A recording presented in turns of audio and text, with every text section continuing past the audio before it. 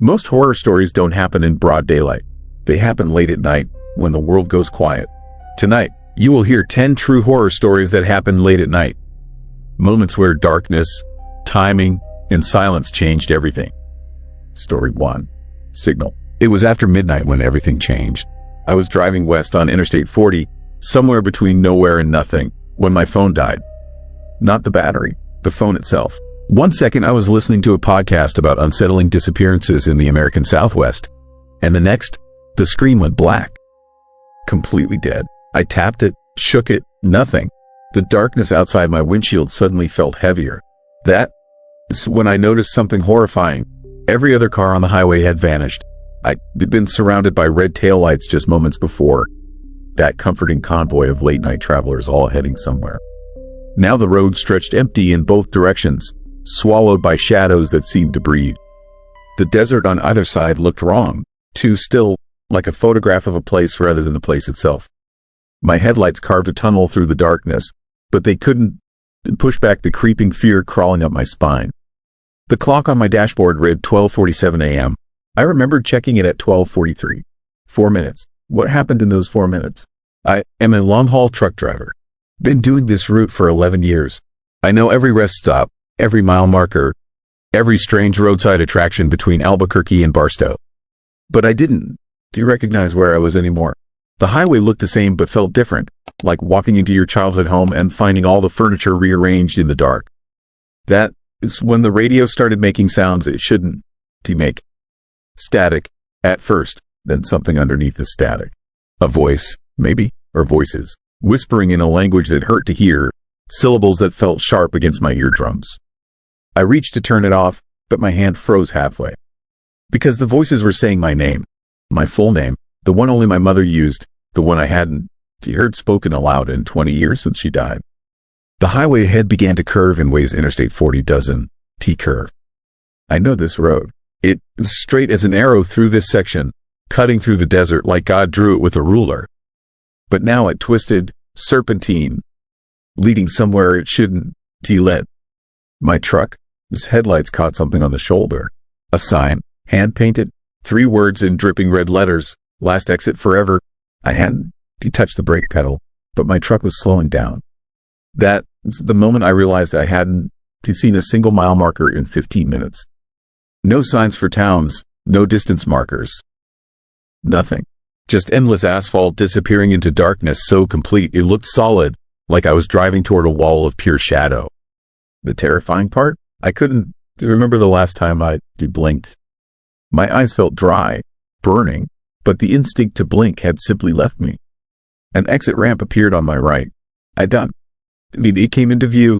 It appeared, suddenly existing where nothing had existed a heartbeat before.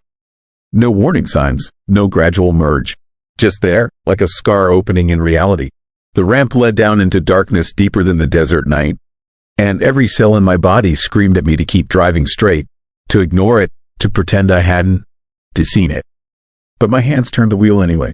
The ramp descended at an angle that defied engineering, spiraling down and down in ways that shouldn't be possible on flat desert terrain.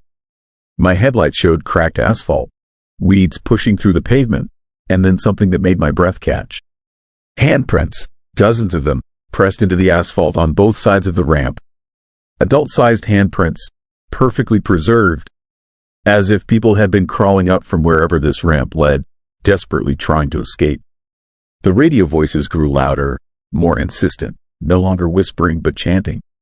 The creepy rhythm felt familiar, like a nursery rhyme I heard as a child but couldn't quite remember.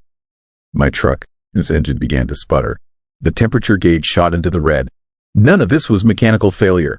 This was something else. Something wrong with the space I'd driven into. At the bottom of the ramp, I found the motel. It sat alone in an impossible valley, a horseshoe of 12 rooms facing a gravel parking lot lit by a single yellow bulb that flickered with the rhythm of a dying heartbeat. The neon sign read, "Night Rest Motel," in letters that buzzed and sparked. But here is what made my skin crawl. There were cars in the parking lot. 6 of them, all facing the rooms, headlights on, engines running, doors hanging open. Empty cars, running cars, nobody inside them or anywhere in sight. Every window in every motel room glowed with the same sickly yellow light. I should have turned around. I should have driven back up that impossible ramp and kept going until sunrise. But my truck died completely, the engine cutting out with a final shudder that felt almost like relief, like the vehicle itself was giving up. The silence that followed was the most disturbing sound I'd ever heard.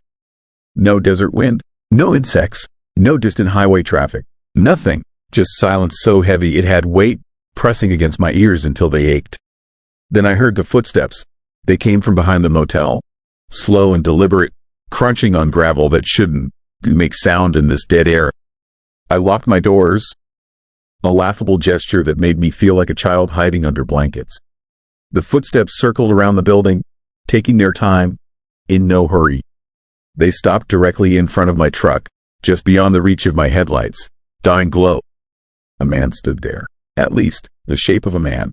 He wore a motel clerk's uniform from maybe the 1960s, complete with a name tag I couldn't read. His face was wrong, not deformed, not monstrous, just wrong in ways my brain couldn't process. Like looking at a photograph of a face where the features had been cut out and pasted back slightly off-center. He smiled, and his smile had too many teeth. He held up a key, room 7, and pointed. I looked at room 7. The door stood open, just a crack, and something moved in the darkness inside. Something that wasn't a shadow, because shadows dawn to breathe. The horrifying realization hit me. Whatever was in that room had been waiting. Not for anyone, for me specifically. This entire impossible exit, this nightmare motel, this violation of reality had been constructed around the simple, terrifying fact that I was supposed to end up here. My phone suddenly powered back on, the screen bright enough to hurt my eyes. One new message, from my own number, sent 3 hours in the future. I opened it with shaking hands. 5 words, Don, to go to room 7. But the message had already been read. By me, in a future that had already happened. The man-thing in the clerk uniform tapped on my window with fingernails that scraped like metal on glass. Up close, I could see his name tag now. It read, Michael, my name, and in smaller letters underneath. Night clerk since 1987. The year I was born. He held up the key again, more insistently, and his smile widened until it split his face from ear to ear, revealing not a mouth but darkness, endless darkness, the same darkness I'd been driving toward on the highway. The other motel room doors began to open, all at once, perfectly synchronized. People stepped out, or things shaped like people. They all wore the same clerk uniform. They all had name tags with my name. And they all had that same wrong face, that same impossible smile. They began walking toward my truck, surrounding it, a slow circle of nightmare reflections. I noticed something chilling about the cars in the parking lot. The license plates, all from different states, different years. One from Texas, 1993. Another from Colorado, 2007. California, 2019. But they all had one thing in common. The registration stickers showed they'd all been here in October. This October. Different years. Same month. Like this place existed in multiple times at once, collecting travelers who made the same wrong turn. The radio came back to life with a burst of static, then cleared into a voice I recognized. My own voice, but older, exhausted, terrified. It was me, speaking from somewhere else, or someone else, and what I heard made my blood freeze. You were not the first. You want to be the last. Room 7 is a doorway, but not the kind you can walk back through. Every October, this place opens. Every October, it calls someone. I've been here 37 years. You will be here longer. The signal is in your head now. You will feel it forever, pulling you back. Even if you escape, even if you make it to sunrise, you will dream about this place. And one night, you find yourself driving, and you remember deciding to drive, and you see that exit again. They always come back. I came back. I came back 16 times before I stopped fighting. The circle of clerks pressed against my truck, their hands leaving prints on the windows, prints that smoked and sizzled like acid. Through the windshield, I saw the door to room 7 swing open wider. Inside, a bed, clean white sheets, a working television showing static. Everything normal, everything safe, everything a lie, and standing next to the bed, a figure, a woman. She looked familiar, hauntingly familiar. And it took me a frozen moment to realize why. She looked like my mother. Exactly like my mother. The way she looked the last time I saw her. In her hospital bed, reaching for my hand, trying to tell me something important that I'd been too scared to stay and hear. The woman beckoned. Come inside. Rest. It's been a long drive. You retired. You so tired. I was tired. Exhausted beyond reason. The kind of bone-deep weariness that makes your eyes feel full of sand and your thoughts move like syrup. When had I last slept?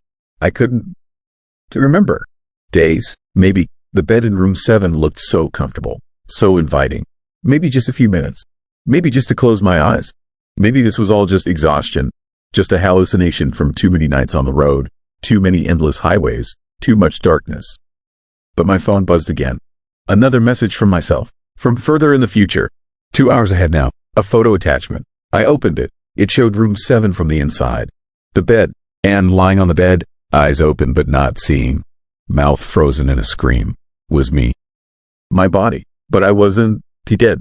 I could see my chest moving, breathing, alive but not alive, and standing around the bed, dozens of them, hundreds of them, all the clerks, all wearing my face, all smiling that wrong smile. The photo had a caption, "You never leave. You multiply." Understanding crashed over me like ice water. This wasn't the haunted motel. This wasn't the random horror. This was a trap designed specifically for people like me. People who drove alone. People who stayed on the road after midnight. People who were running from something, even if they didn't. Do you know what? The motel fed on isolation, on loneliness, on that vulnerable moment when you're too tired to think straight and any offered comfort looks like salvation. The terrifying truth crystallized. I had been driving toward this place my entire life. Every late night shift, every time I volunteered for the routes nobody wanted, every time I chose the highway over home, I'd been moving toward this exit, this trap, this ending, and some part of me had always known it. My mother's face in the window changed. The smile dropped away. She looked sad now, disappointed, and mouthed 3 words. You were warned. The clerk things began pounding on my truck, their fists denting metal, cracking glass. Room 7, its door swung fully open now, and I could see inside more clearly. The bed wasn't empty. There were others on it, or in it, faces pressed against the mattress from underneath, hands pushing up against the sheets, bodies trapped in the space between. And they were all me, dozens of variations of me, different ages, different years, all the versions of myself that had found this exit in other timelines, other possibilities. All of them screaming silently. My phone rang, an unknown number. I answered without thinking, beyond fear now, beyond rational thought. My own voice on the other end, but not from a message this time. Real, live, happening now. Turn the key, turn it all the way back, kill the electrical system completely, count to 30, then restart. You have one chance. The road only releases you if you reject it completely. Die before you let them take you to that room. Do you understand? Die first. The line went dead. The key still hung in my ignition, turned to the off position but not all the way back, not to the position that locked the steering wheel. My hand moved toward it, shaking so badly I could barely grasp the metal. The clerk things saw what I was doing and their pounding became frantic, desperate. The windshield spider webbed under their fists. I turned the key all the way back. Click. The steering wheel locked. Every electrical system died. The dashboard lights went out. I sat in complete darkness, surrounded by things that wanted to make me them, wanted to add me to their collection of lost drivers, wanted to trap me in room 7 until I became just another reflection in that infinite, horrifying mirror. I counted. 1, 2. The sounds outside changed, became animal, became desperate. 3, 4, 5. Glass shattered. A hand reached through the broken driver's side window. 6, 7, 8. It grabbed my hair. 9, 10, 11. More hands. Pulling. I gripped the steering wheel, holding on, counting. 15, 16, 17. A face pressed against mine, my own face, screaming. 23, 24, 25. I could feel myself slipping, feel reality bending, feel the motel pulling me in. 28, 29, 30. I turned the key. The engine roared to life. The headlights blazed, and everything changed again. I was back on Interstate 40, surrounded by other cars, regular traffic, normal life. The clock read 12:48. 1 minute had passed. One single minute. But my windows were shattered, my hair was torn, my hands were bleeding from gripping the wheel. And in my rearview mirror, getting smaller but never quite disappearing, I could see the exit ramp. Still there, still waiting, my phone powered on. No mysterious messages, no warnings from the future. Just the time, the date, and one notification. A voice message from my mother, left years ago, that I saved but never listened to. I don't know why I played it then. Maybe I needed to hear her voice. Maybe I needed to know it was really her in that room, or really not her. Her voice filled the truck, warm and alive. Michael, honey, I wanted to tell you something before I go. You love the road too much. You use it to hide. Stop running. Stop choosing the highway over home. There's something dark out there on those late night drives, something that hunts people like you. Promise me you won't go home. Promise me you won to end up like the others. Promise me. The message ended. I realized I was crying. I drove until sunrise, until the desert turned gold and the nightmare highway released its grip on my thoughts. I never took that road again. I quit long-haul trucking 2 weeks later, got a day job, an apartment, a normal life. But here, it's the thing that keeps me awake, the thing that is more terrifying than that impossible motel. Sometimes, late at night when I can, to sleep, I go for a drive. I tell myself I'm just clearing my head, but I always end up on a highway, and I always drive past midnight, and I'm always looking for something on the shoulder, an exit that shouldn't exist, a ramp leading down, a sign painted in red, because part of me never left room 7. Part of me is still there, lying on that bed, surrounded by all the other versions of myself who didn't escape. And that part calls to me, every night, in a voice that sounds like home. It was after midnight when everything changed. But the real horror is this. I'm starting to forget what I was running from. I'm starting to remember only what called me back. And one of these nights, I'll find that exit again. And this time, I think I'll take it. Story 2. Phone call that came too late. I should have never answered my phone at 3 a.m. That is when the nightmare started. That is when everything I thought I understood about reality began to unravel. The call came on a Tuesday night, deep into that terrifying hour when darkness feels most alive. My phone lit up the bedroom with that harsh blue glow, and I saw a number I didn't recognize. Something about it felt wrong immediately. The area code was from my hometown, a place I hadn't been back to in 15 years. A place I swore I'd never return to. My hand was shaking when I picked up. I don't know why I answered. Maybe some part of me already knew what was coming. There was silence on the other end. Not empty silence, but the kind where you can feel someone breathing, listening, waiting. Then I heard it, a voice I recognized instantly, even though I hadn't heard it in over a decade. My younger brother, Marcus. But Marcus had been dead for 11 years. The voice was his, unmistakable, with that slight rasp he always had. He said my name once, slowly, like he was remembering how to form words. Then the line went dead. My heart was pounding so hard I thought it might break through my chest. The screen showed the call had lasted exactly 17 seconds. I stared at that number, my fingers hovering over it, wanting to call back but terrified of what might answer. I didn't sleep that night. I sat in my living room watching the shadows crawl across the walls, trying to convince myself it was a prank, some sick joke, a coincidence. But deep down, in that dark place where we hide our most disturbing thoughts, I knew better. By morning, everything changed. My phone rang again at 6. This time it was my mother. Her voice was hollow, empty of everything except raw fear.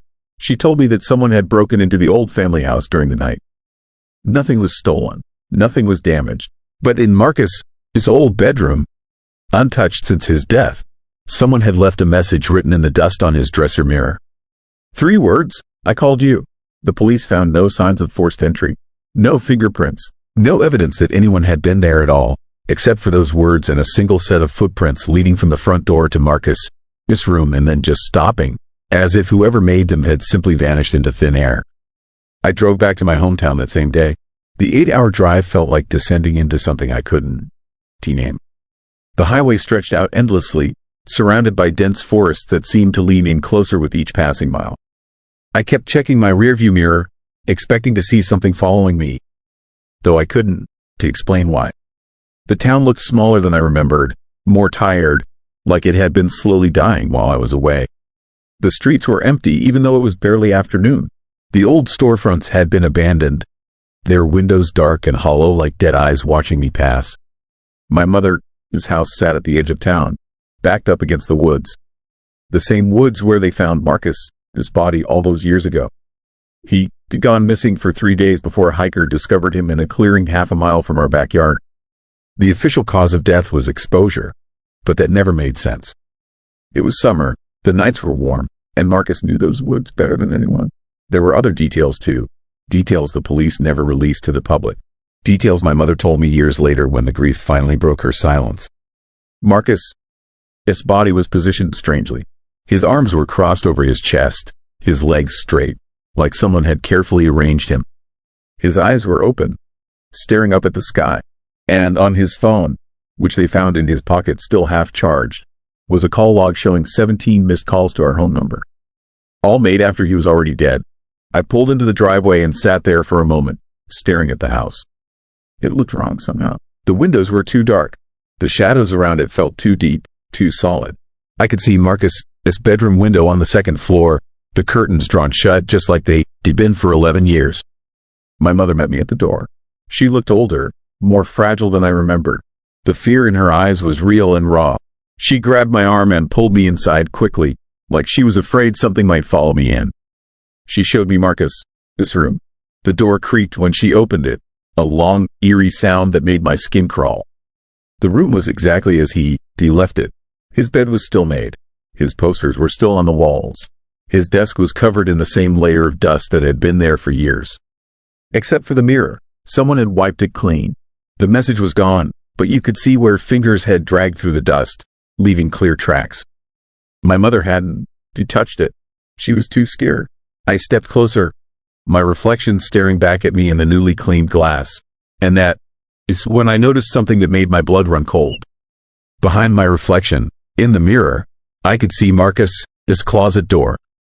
It was open just a crack, but when I turned around to look at the actual closet, it was completely closed.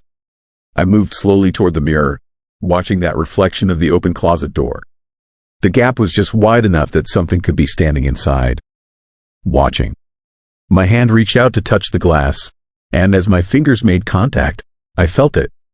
The mirror was warm, not room temperature warm, body temperature warm, like something living was pressed against the other side. I jerked my hand back and heard it. A sound coming from inside the closet. Not from the reflection, from the real closet behind me. A slow, deliberate scratching, like fingernails dragging across wood. My mother grabbed my shoulder, her grip painful and desperate. She heard it too. We both stood frozen, listening as the scratching continued, growing louder, more insistent. Then it stopped. In the silence that followed, we heard something else, a voice, muffled and distant, coming from inside the closet. It was calling my name. I should have left. Every instinct I had was screaming at me to run. But instead, I walked to that closet door. My hand closed around the handle. It was ice cold despite the warm summer air. I pulled it open. The closet was empty. Just old clothes hanging on a rod and boxes stacked on the floor. But the air inside was freezing, so cold I could see my breath. And there, on the back wall, scratched deep into the wood, were words. The call came too late. I am still waiting. My mother made a sound behind me, something between a gasp and a sob. I turned to comfort her, but she wasn't looking at me. She was staring at something over my shoulder, her face white with terror. I spun around. In the mirror, the reflection showed someone standing in the closet doorway. Someone I recognized, Marcus, exactly as he looked the day he died, wearing the same clothes they found him in. He was staring directly at us with those dead, open eyes. But when I looked back at the actual closet, there was nothing there. The reflection of Marcus raised one hand slowly and pointed at me. His mouth moved, forming words I couldn't hear. My mother was pulling at my arm, dragging me toward the door, but I couldn't look away from that horrifying image in the mirror. That is when I understood. The phone call, the message, the scratching. It wasn't Marcus trying to reach out from beyond death. It was something else, something that had been waiting in those woods 11 years ago. Something that had taken my brother and had been using him ever since, trying to find a way back to us. And I had answered its call. We ran from that room, from that house. My mother was hysterical, talking about moving, selling everything, never coming back. But I knew it was too late. The connection had been made. The door had been opened. That night, in the motel room where I was staying, my phone rang again at exactly 3 a.m. The same unknown number, the same 17-second duration. But this time, the voice on the other end wasn't T. Marcus anymore. It was something older, darker, something that had been waiting in the shadows for far longer than 11 years. It said my name, then it said 4 words that I'll never forget. I am coming for you. The line went dead. I looked at my reflection in the motel mirror and saw, just for a second, something standing behind me. Something with Marcus, his face but eyes that were completely black, empty holes that seemed to absorb all light. I don't sleep anymore. Every night at 3, my phone lights up. Sometimes I answer, sometimes I don't. It doesn't matter. The calls keep coming. The messages keep appearing. And every day, I see him more clearly in every reflection, every piece of glass, every dark window. Getting closer, always getting closer. The worst part is knowing that someday soon, probably when I least expect it, the phone will ring one final time. And when I answer, there wants to be a voice on the other end. There will be a knock at my door instead. And when I open it, whatever took my brother will finally take me too. Because the call came too late. I should never have answered. And now, like Marcus before me, I'm waiting in the darkness for something I can to see but know is coming. Something patient and terrible and hungry. The scariest part of any nightmare is the moment you realize you can, to wake up. That this is real. That there's no escape. I am living in that moment now, suspended between the world of the living and whatever dark place claimed my brother. And somewhere in the shadows, something is smiling. Story 3. Last transmission. I was awake at 3 a.m, and everyone else was asleep. That is when it started. That is when I realized something horrifying was happening, and there was nobody to call. Nobody who could help. The isolation of late night had removed every safety net I thought I had, and help was never going to be an option. Let me back up. My name is Michael. I am 47 years old, and until that night, I was a normal guy with a normal life. I drove a highway route between Des Moines and Chicago every other week for a trucking company.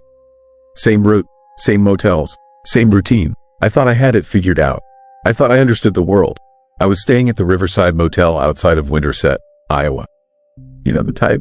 A long building with maybe 30 rooms, broken neon sign, parking lot with potholes that could swallow a wheel. The kind of place nobody remembers. The kind of place where things happen and nobody notices because the people passing through are always changing.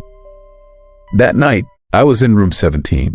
The room itself was standard issue. Worn carpet, air conditioner that sounded like it was dying, a bed with sheets that smelled like industrial bleach. I'd been on the road for 14 hours, and my body ached. I showered, called my wife to let her know I made it safely, and settled in to sleep around midnight. But sleep wouldn't come. I lay there in the dark, listening to the ambient hum of the motel. Distant traffic from the highway. The ice machine outside doing its periodic grind and dispense cycle. Someone, his television through the wall, turned low. Normal sounds, ordinary sounds, the kind of background noise that usually put me at ease. Tonight, they made me restless. I got out of bed around 2:45 and opened the laptop I always traveled with. Just scrolling, really. News sites, email, nothing important. Then I noticed something strange. My router showed a device connected to my Wi-Fi that I didn't recognize. A device labeled with numbers and letters I'd never seen before. That shouldn't have been possible. My Wi-Fi password was unique and complex. I'd never written it down anywhere. My first thought was that someone had stolen it from another guest's network. But then I looked closer at the network list. The device wasn't connecting from somewhere else in the motel. The signal strength was too strong. It was here, in my room, or just outside it. I told myself I was being paranoid. Tired people think crazy things. I closed the laptop and went back to bed, but that nagging feeling stayed with me. That unsettling sensation that something wasn't right. I must have finally dozed off around 3:30, but I didn't sleep well. My dreams were fragmented and disturbing. I was walking down a long hallway that seemed to stretch forever. The walls were closing in. The light was fading, and there was a sound behind me. Something breathing, something following. I woke up suddenly at 4:07. My shirt was soaked with sweat. The room was freezing cold, even though the air conditioner was off. I got up to adjust the thermostat and noticed something that made my blood run cold. The door to my room was slightly ajar. Not wide open, just enough that I could see a sliver of the darkness outside. I was certain I locked it. Absolutely certain. I always lock the door. I'm careful about things like that. I checked it twice before bed. I remember checking it twice. My heart started pounding. I moved to the door quietly, and I could hear nothing from outside. The motel was silent. Everyone else was asleep. The parking lot was empty. Just darkness and the faint amber glow of the sign on the office building far down the way. I locked the door again and put the chain in place. Then I sat on the edge of the bed, trying to convince myself of a logical explanation. Maybe the lock was faulty. Maybe the door had drifted open on its own. Old buildings settle, doors move, but I knew that wasn't true. I looked at my laptop again. The unknown device was still connected to my Wi-Fi. It had been online for 3 hours. 3 hours while I had been trying to sleep. 3 hours of access. Access to what? My files? My camera? My location? That is when I heard the sound. A soft scratching noise from somewhere near the door, like fingernails dragging against the doorframe. A creepy, rhythmic sound that made every muscle in my body tense. I held my breath, listening. The scratching continued for maybe 30 seconds, then stopped abruptly. "Who is there?" I called out, but my voice sounded weak and uncertain. Silence answered me. Complete, eerie silence. The kind of silence that feels haunted. That feels wrong. I moved to the door and looked through the peephole. The hallway outside was empty, just the harsh fluorescent lights reflecting off worn carpet. Nothing moving. Nobody there. My hands were shaking as I backed away from the door. This was frightening. This was genuinely terrifying in a way that made no sense. I was a grown man, a truck driver, someone used to being alone on empty highways at night. But something about being trapped in that small room, unable to see what was happening just outside, made the fear unbearable. I spent the next hour checking everything in the room. I looked under the bed, in the bathroom, behind the curtains. I examined the door frame, looking for signs of tampering. Nothing. Everything looked normal, undisturbed. And yet, something was profoundly wrong. Around 5 o'clock, I heard a sound that made me understand real fear. It came from the vent above the bed. A voice. This voice, distorted and echoing through the ventilation system. I couldn't make out words, but I could hear that someone was speaking. Someone was in this motel, using the vents to transmit sound into my room. I climbed onto the bed and pressed my ear against the vent grill.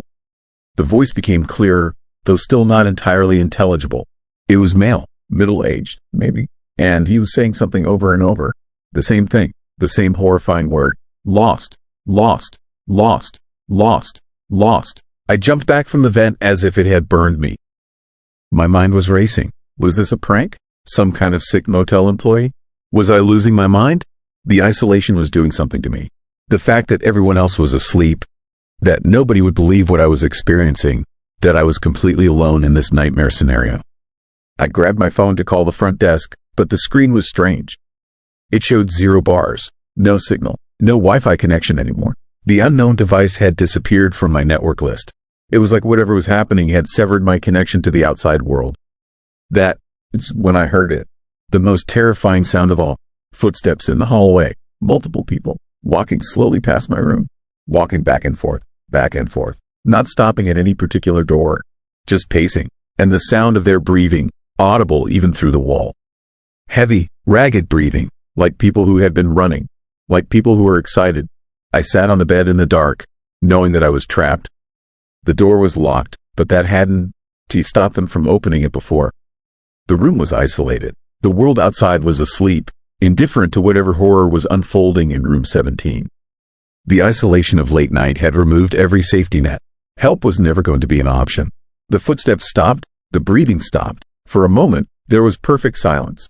Then I heard something that made me understand this was different from anything I'd ever experienced. The sound of someone picking the lock on the door. The subtle click of tumblers turning. The careful, patient work of someone who had done this before. Someone professional. I lunged for the chain lock and threw it on, just as the lock on the deadbolt disengaged. The door opened, but the chain held it closed. I could see a face now, in the gap between the door and the frame. A man, his face, pale and thin, with eyes that didn't seem quite human. Pupils too large, gaze too intense. He was trying to tell me something. His mouth was moving, but no sound came out. Just that same word, over and over, though I couldn't to hear it. I could just see his lips forming the shape. Lost, lost, lost. I threw myself against the door to push it closed, and somehow the chain held. The door swung shut. I heard a grunt of pain or frustration, then the sound of boots running down the hallway. That is when I made a decision that probably saved my life. I packed my things in under 2 minutes, threw everything into my bag, not caring what I left behind. I didn't even put on shoes. I opened the door just enough to see that the hallway was empty, then bolted. I ran barefoot across the parking lot toward my truck. Behind me, I could hear doors opening, voices calling out, the creepy, rhythmic calling like they were hunting something. My hands were shaking so badly that I could barely get the key in the truck, this door. When I finally got it open, I threw my bag in the cab and hit the engine. The truck rumbled to life, and I floored it out of that parking lot. In my rearview mirror, I saw them, a group of maybe 5 or 6 figures standing in the darkness, watching me leave. They weren't chasing me. They didn't even move. They just stood there, perfectly still, as if they knew I would go. As if this was all part of something larger than my escape. I drove all night. I didn't go back to the office to pick up my earnings. I didn't stop for gas or coffee or anything. I just drove straight through to Chicago, checking my mirrors constantly, expecting to see them again. When I finally got home and told my wife what happened, she didn't believe me. She said I had a nightmare, a stress-induced bad dream. She told me to rest and stop being paranoid. But I knew the truth. I knew what I experienced was real, and I knew something else too. 3 days later, I was checking my email when I found something in my spam folder. An email sent from an account with no sender name, no subject line, just one image attached. The image was a photograph of room 17 at the Riverside Motel. It was taken from inside the room, facing the bed, and lying on the bed was a figure, a man, pale and thin and still. The figure looked exactly like me, but that wasn't the truly terrifying part. The timestamp on the email showed it had been sent at 4:07 in the morning. The exact time I woke up and found my door open. The exact time that the nightmare had begun. And the figure on the bed, the thing that looked like me, had a small device in its hand. The same Wi-Fi router I seen connected to my network. I never found out who those people were. I never went back to that motel. I never learned what they wanted from me. But I think about that image constantly. I think about what would have happened if I hadn't woken up. If I hadn't run. If I stayed in that room and locked the door and tried to sleep. And the most horrifying part? The knowledge that whatever was hunting me that night, it knew exactly where I was. It could reach me in any dark place, in any anonymous room, in any moment when I was alone and vulnerable. It had my location. It had my files. It had my image. It had been inside my room, standing over me while I slept, watching me breathe in the darkness. Everyone else was asleep that night, while something unsettled and creepy unfolded just outside my awareness. The isolation had removed my ability to call for help. There was no one to verify my fear. No one to stand with me against the eerie darkness. No one to tell me I wasn't losing my mind. Now, every time I have to stay in a motel, I check the ventilation. I examine the locks. I scan my Wi-Fi network constantly. And every night around 4 in the morning, I wake up covered in sweat, absolutely certain that my door is opening. Absolutely certain that something pale and thin is standing in the darkness, watching me, still searching. I never found out what happened to my doppelganger. I never found out if that image was real or somehow manipulated. I never learned the truth about that haunting, terrifying night at the Riverside Motel. But I know this much. Somewhere in Iowa, in a small room with worn carpet and broken neon outside, room 17 sits empty. Nobody stays there anymore. The manager won to rent it out. And if you drive past that motel late at night, when everyone else is asleep and the world is dark and quiet, you might see something unsettling in the window. A pale face, watching, waiting, lost in the darkness, but never truly alone. You might see yourself looking back. Story 4. The street was empty at that hour. I should never have stopped at that gas station. But when your fuel light comes on at 2 in the morning on a highway somewhere between Barstow and nowhere, you don't have much choice. The street was empty at that hour. Completely empty. No cars, no lights in the windows of the houses across from the station, Nothing but that horrible fluorescent glow spilling out onto the cracked pavement. That should have been my first warning. A 24-hour gas station in the middle of the California desert with absolutely nobody around. No attendant visible through the grimy windows. No other travelers. Just me and that unsettling silence that makes your ears ring. I pulled up to pump 7 and killed the engine. The sudden quiet felt suffocating. Even the usual desert sounds, the insects and distant coyotes, were absent. Just my breathing and the tick of my cooling engine. The fear hadn't started yet. Not really. But something primitive in my brain was already screaming at me to leave. I ignored it. Stupid. So incredibly stupid. The pump wouldn't take my card. I tried 3 times, watching the small screen flash error in angry red letters. The fluorescent lights above me buzzed and flickered, casting shadows that seemed to move on their own. I glanced around the empty lot. Still nobody. The gas station building itself looked old, maybe from the 70s, with peeling paint and a sun-faded sign that read, "Last Stop Gas and Goods." I hadn't noticed that name before. Something about it felt wrong. Final, like a threat disguised as information. I had no choice but to go inside and prepay. My hands were shaking as I pulled the door handle. I told myself it was just the desert cold. But that was a lie. The door opened with a long, creepy squeal that echoed across the empty street. Inside, the store was too bright, almost painfully so. Rows of dusty snacks and drinks lined metal shelves. Everything looked old. Not vintage, just forgotten. Like nobody had restocked in years. The chips were brands I didn't recognize. The magazines by the counter showed dates from 2008. That's when the real horror began. Because behind the counter, I finally saw the attendant. At least, I think this is what it was. He stood perfectly still, facing the wall of cigarettes behind him, his back to me. He wore a stained uniform shirt, and his hair was dark and greasy.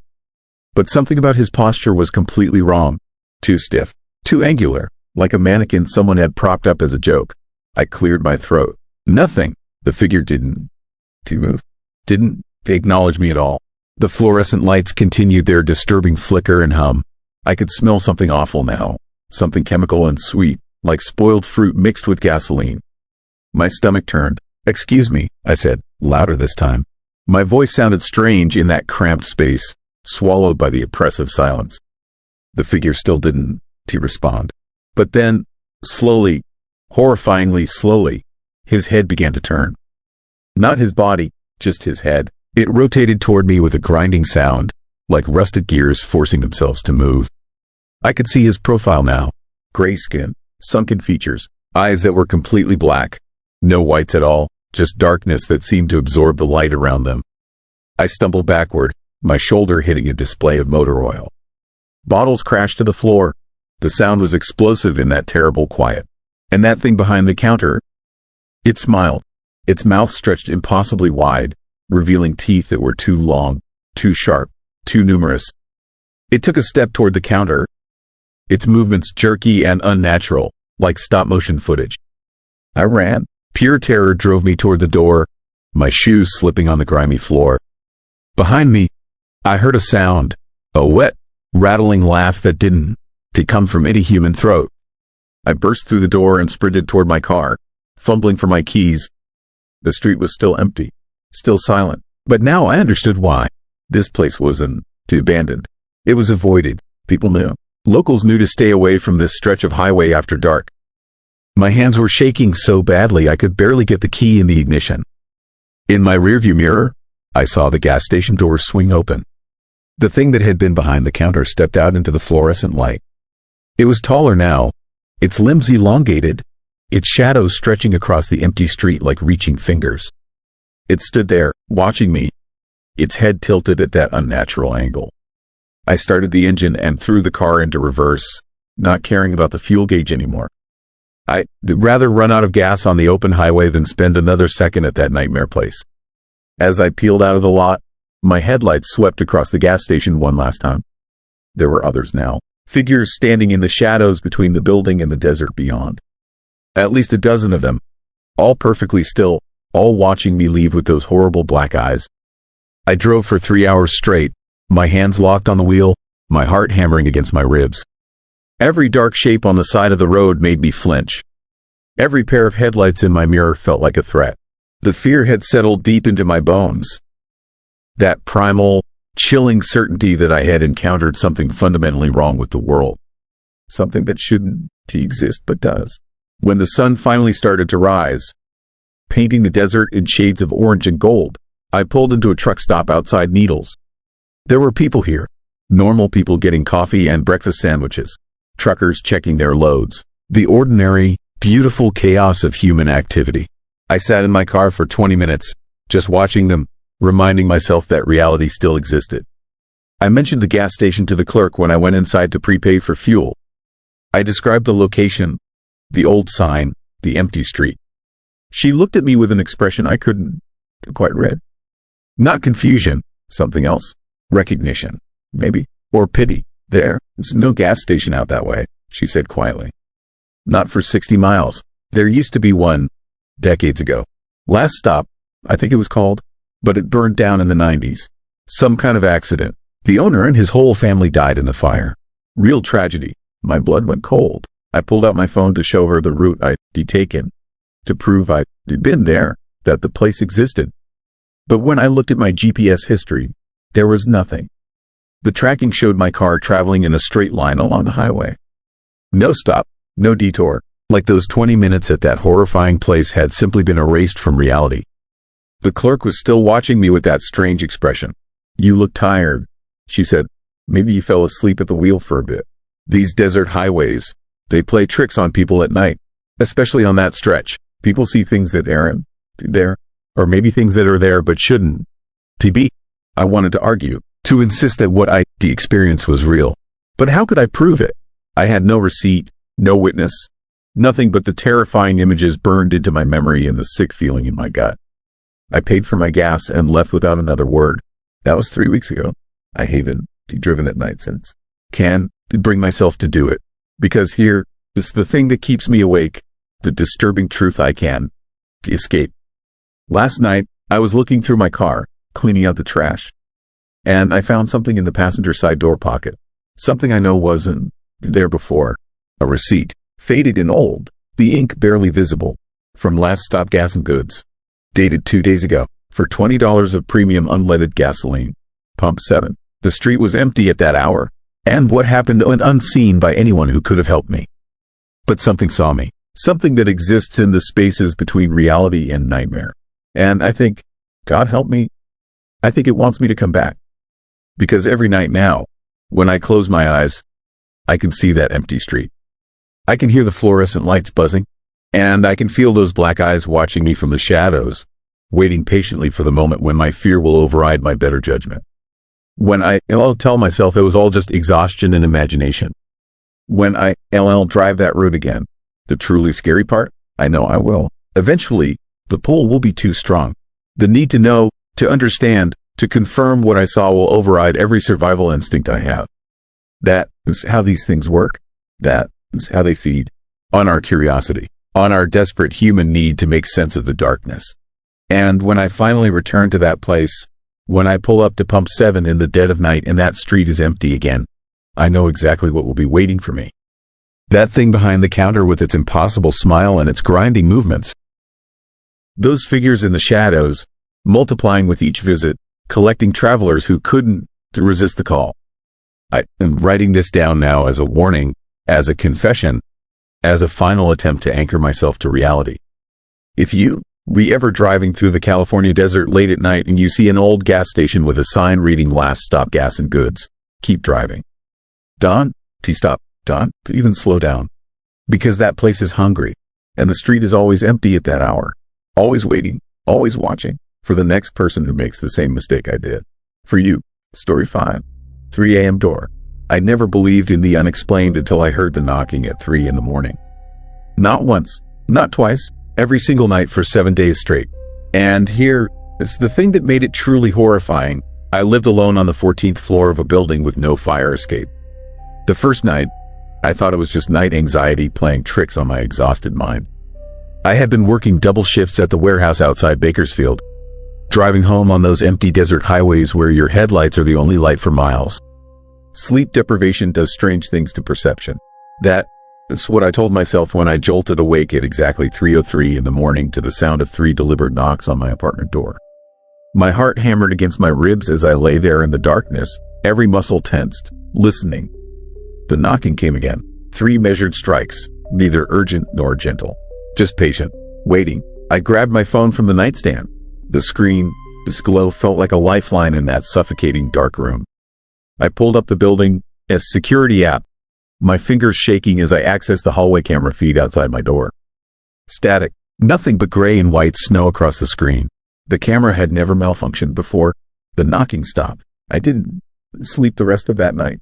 I sat in my living room with every light blazing, a baseball bat across my lap, watching the door until sunrise painted orange streaks across my walls.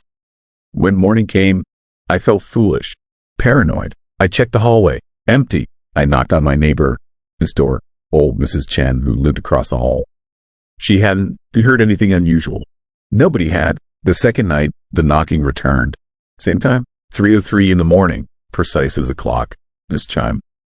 3 knocks. I was ready this time. I crept to the door, looked through the peephole. The hallway stretched empty under the fluorescent lights. That sterile apartment building corridor that looked the same at every hour. Nothing moved. No shadows shifted, but someone had knocked. I had heard it clearly, felt the vibration through the door against my palm. Who is there? I called out, my voice cracking despite my attempt at strength. Silence answered me, heavy and expectant, like something was holding its breath on the other side. I tried the security feed again. Still static, only my door, this camera. Every other camera in the building worked perfectly. I could see the lobby, the parking garage, the roof access. Everything except my own hallway. By the third night, the fear had transformed into something darker. The unknowing gnawed at my sanity like an animal chewing through rope. I set up my laptop facing the door, recording, determined to capture evidence of whoever was tormenting me. I also called the building manager, demanded they send someone to fix the hallway camera. He promised a technician would come the next day. 3:03 arrived like clockwork. The knocking shattered the silence. I lunged for the door, yanked it open so fast the chain lock snapped taut. Then I fumbled it free and threw the door wide. The hallway yawned empty, impossibly empty. No one could have reached the stairs or elevator in the second it took me to open that door. The nearest hiding place was 40 feet away. But here, it's what made my blood turn to ice water. The hallway was different. Subtle but wrong. The carpet pattern seemed darker in places, as if someone had walked the same path over and over, wearing it down. And the air smelled wrong. Not bad, just wrong. Like ozone before a lightning strike, like copper and cold earth. I watched the laptop footage the next morning. The screen showed my door, closed and undisturbed. Then at exactly 3:03, a distortion rippled across the video, like heat waves rising from summer asphalt. When the distortion cleared, 3 dark marks appeared on my door, this white surface. Not scratches, not dirt, marks that looked burned into the paint, each the exact size and shape of knuckles striking wood. The marks were still there in the daylight. I touched them. They were warm. The building manager sent his technician, a tired-looking guy named Frank who had probably seen every strange complaint in his 20 years fixing apartments. He examined the camera, replaced it entirely, tested it a dozen times. Perfect. He looked at the marks on my door, shrugged, said it looked like scorch marks from somebody's cigarette maybe. He couldn't explain why they were knuckle-shaped. Night 4, I stayed at a motel off Highway 99, one of those flickering neon sign places where truckers sleep between long hauls. I texted my buddy Mike, told him something creepy was happening, didn't go into details because saying it out loud felt insane. He told me to get some sleep, maybe see a doctor about stress. At 3:03 in the morning, I woke to knocking. 3 measured strikes on the motel room door. My body went numb with terror. I hadn't told anyone where I was staying. The door camera showed nothing, but through the thin curtain I could see a shadow on the other side of the door. Not moving, just standing there, waiting. They opened it. I sat on that scratchy motel bed, shaking, until dawn broke and the shadow vanished with the darkness. When I finally looked outside, the door had 3 burned marks on it, identical to the ones on my apartment door. Whatever this was, it wasn't tied to the location. It was tied to me. Night 5, I tried to stay awake. I drank coffee until my hands trembled, paced my apartment, kept every light on. music playing, anything to stay conscious. But fatigue is patient, more patient than fear. At 2:45, my eyes grew heavy. I told myself just a quick rest, just lean back for a moment. I woke to the knocking. 3 strikes. But this time, I heard something else. A sound underneath the knocking, almost below the range of hearing. A whisper that bypassed my ears and spoke directly into my brain. It wasn't speaking English. It wasn't speaking any human language. But somehow, I understood its meaning. It wanted in, not into my apartment, into me. The realization hit like ice water through my veins. This thing, whatever it was, had been knocking for permission. Following some rule, some cosmic law I didn't understand. It couldn't enter without invitation. And every night, it grew more insistent, more hungry. I sat frozen as the whisper continued. A sound like wind through dead trees, like fingernails on the inside of a coffin. The door began to rattle in its frame. Not violently, just a steady vibration that made the walls hum. Pictures fell from their hooks. The light bulbs flickered, dimmed, and the shadows in the corners grew deeper, darker, reaching toward me with patient fingers. "You were not welcome," I said aloud, my voice barely working. "You can come in." The rattling stopped. For a moment, blessed silence. Then a sound I'll never forget. Laughter. Not cruel or mocking. Worse, it sounded amused, patient, like something that had all the time in the world and found my resistance entertaining. Then it stopped. 3:04 in the morning. The danger passed. For that night, night 6, I did research. The internet is full of horror stories, urban legends, creepypasta nonsense. But I was looking for something real, something that matched my experience. I found scattered references in obscure forums, Reddit threads from years ago, archived blog posts. Stories of the 303 knocking. Different people, different cities, different decades. But always the same pattern. 7 nights, 3 knocks, something seeking invitation. Nobody posted what happened on the 7th night. Those threads always ended on day 6. The users never posted again. I tried everything I could think of. Salt lines at the threshold, ridiculous as it felt. Religious symbols, though I hadn't been to church since childhood.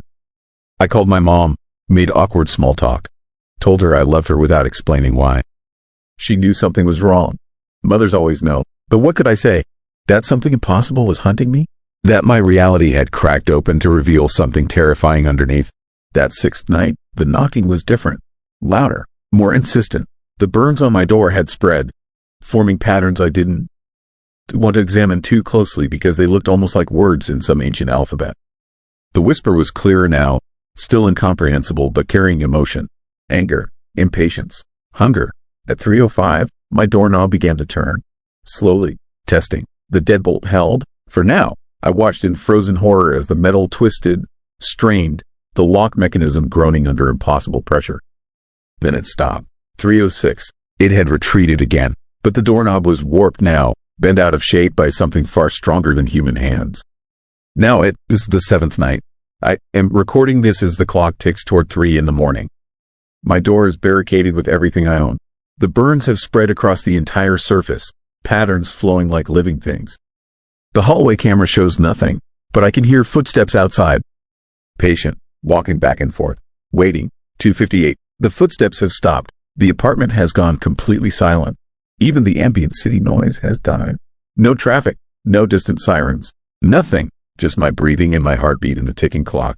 2:59. The lights are flickering. The shadows are moving on their own.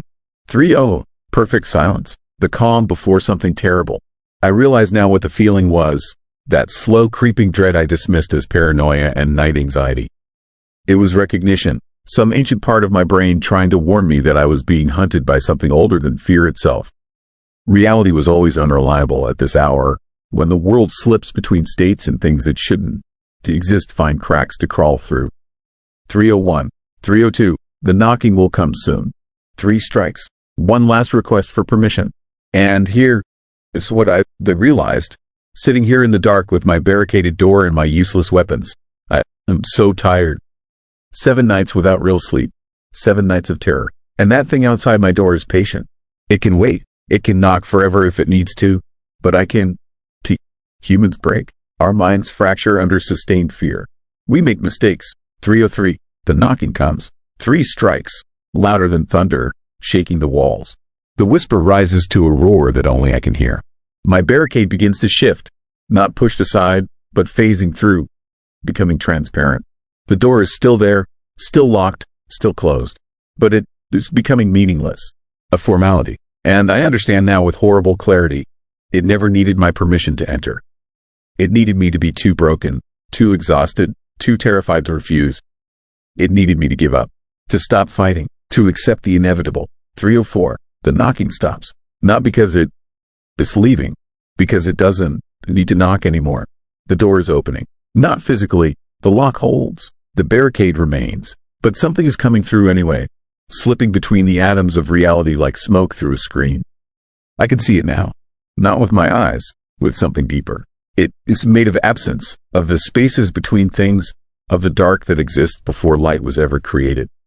It's been following me all along, patient and inexorable, waiting for my resistance to crumble. The feeling I mistook for anxiety was right all along. And now, as it reaches for me with patient fingers made of shadow and hunger, I finally understand what happens after the seventh night. The knocking stops because it doesn't need to knock anymore. It is already inside. Story 6. Stillness. Nothing moves after 2 a.m. I learned that the hard way 3 weeks ago, working the graveyard shift at a 24-hour gas station on the edge of Portland. The kind of place where the fluorescent lights hum like dying insects and the coffee machine hasn't been cleaned since the Clinton administration. But the pay was decent, and I needed decent. Divorce will do that to you. Strip away everything until you're grateful for minimum wage and the terrifying solitude of empty hours. The city shuts down in a different way after a certain hour. It's not like the movies, where everything goes dark and creepy music plays.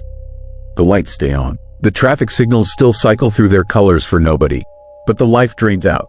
The movement stops. And in that stillness, you start noticing things you were not supposed to notice. Things that were always there but hidden by the noise and chaos of normal hours.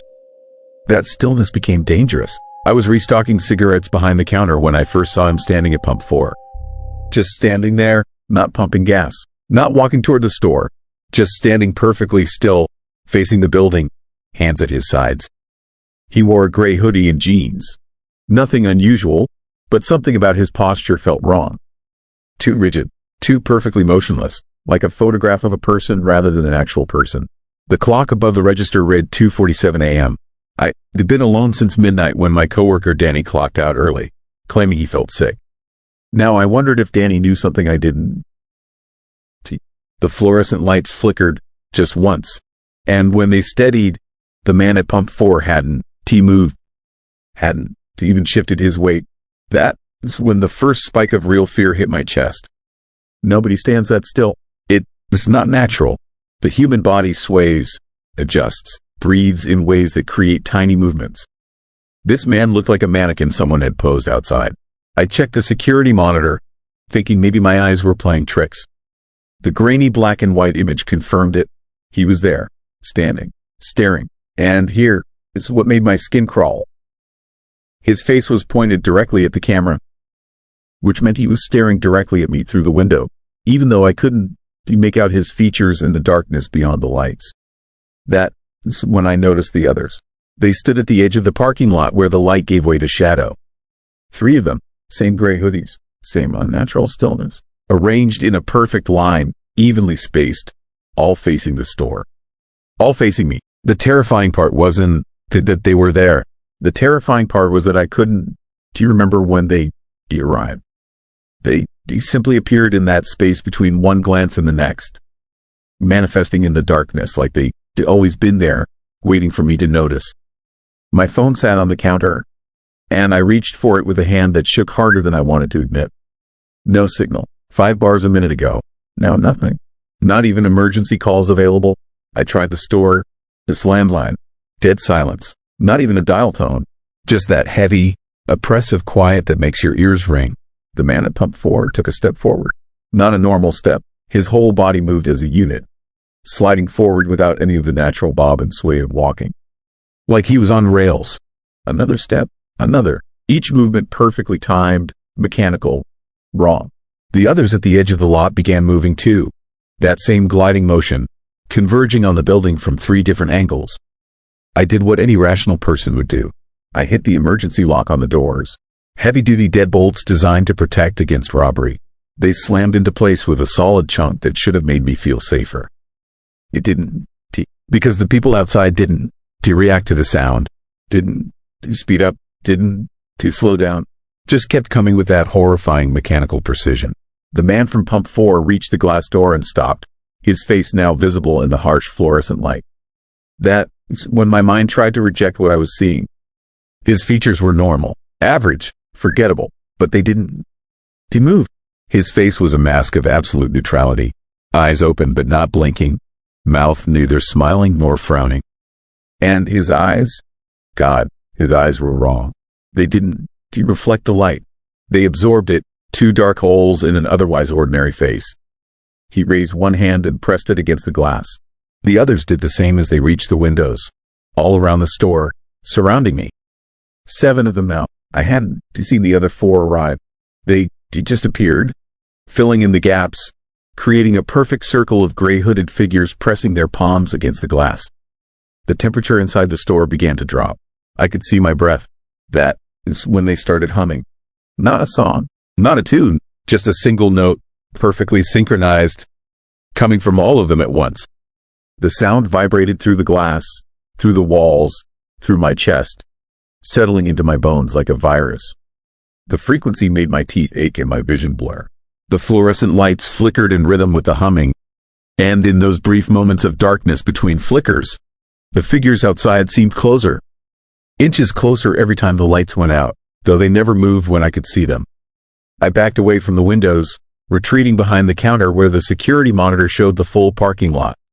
The screen revealed something chilling that I couldn't see with my own eyes.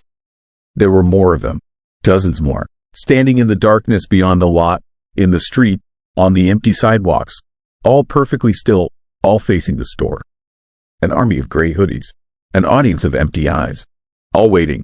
The humming grew louder, and the glass began to crack, hairline fractures spreading from where their palms pressed, spider webbing across the windows in patterns that looked almost intentional, almost like words in a language I didn't understand.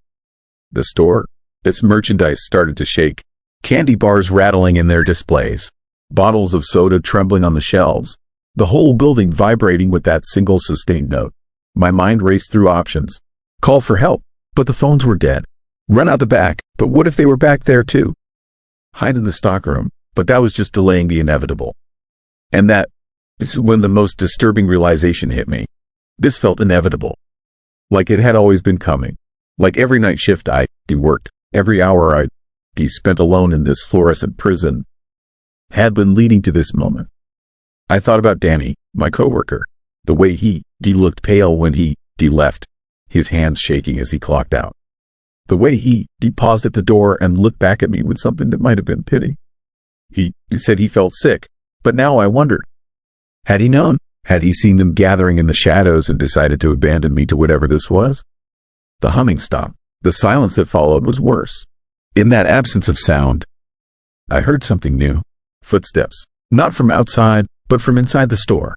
From the stockroom behind me. Slow, deliberate footsteps moving through the aisles of boxes and supplies. Someone else was in here with me. Someone else had been in here the whole time, waiting for the right moment. I spun around, grabbing the only weapon I could reach, a tire iron we kept under the counter for changing the prices on the pump displays. The stockroom door stood open, just a crack. I didn't remember leaving it open. I always kept it closed. Always. But there it was, open, and through that crack, I could see movement. A shadow shifting in the deeper darkness of the unlit room. The figure that emerged wasn't wearing a gray hoodie. It wore my clothes. My exact clothes. The same jeans, the same flannel shirt, the same work boots. And it had my face. My exact face, but wrong. Like looking at myself in a mirror that showed something that wasn't quite reflection. Its movements were too smooth, too practiced. It smiled at me, and that smile contained knowledge, a terrible understanding of something I hadn't grasped yet. It raised one finger to its lips in a shushing gesture, then pointed to the security monitor. I looked. The screen showed the store from the outside camera angle. I could see myself behind the counter, lit up like an actor on a stage. and I could see the thing that looked like me standing in the shadows near the stockroom door. But I could also see something else, something that made the bottom drop out of my stomach. On the monitor, I wasn't alone behind the counter. There were two of me, the one I recognized, frightened and confused, and another one, standing perfectly still beside the first, wearing a gray hoodie, face neutral and empty, palm pressed against nothing, mimicking the figures outside. I looked down at myself. No gray hoodie. I looked back at the monitor. Two of me, one normal, one wrong. I looked at the thing wearing my face standing near the stockroom. It was still smiling, still holding that finger to its lips. And then it spoke without moving its mouth, the words appearing directly in my mind. You've been one of us since 2:13 a.m. You just didn't notice when you stopped moving. I tried to remember, when had I last moved? Really moved, not just turned my head or shifted my weight. When had I last felt my heart beating? I pressed a hand to my chest. Nothing. No heartbeat. No breath. I wasn't breathing. How long had I not been breathing? The terrifying truth was I couldn't remember the last time I drawn air into my lungs. The thing that looked like me pointed to the clock. 2:13 a.m. But that was wrong. The clock had read 2:47 when I first saw the man at the pump. Time had gone backward.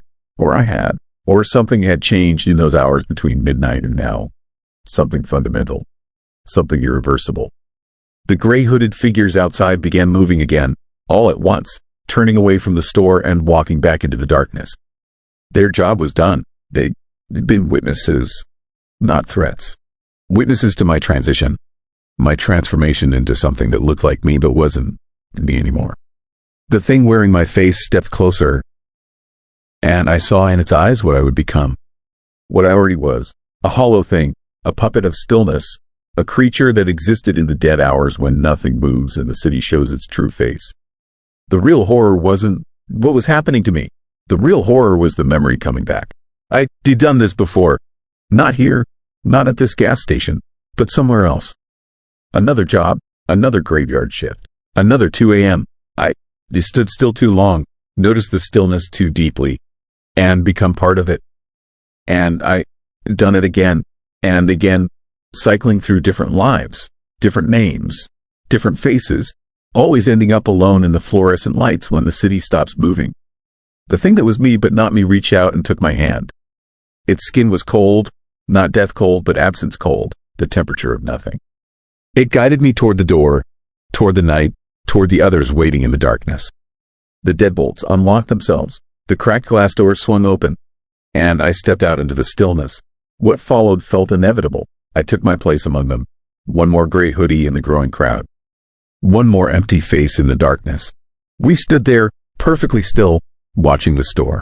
Inside, behind the counter, illuminated by those humming fluorescent lights, stood the new me. The one who thought he was real, who thought he was alive, who thought he was just working a graveyard shift at a gas station in Portland.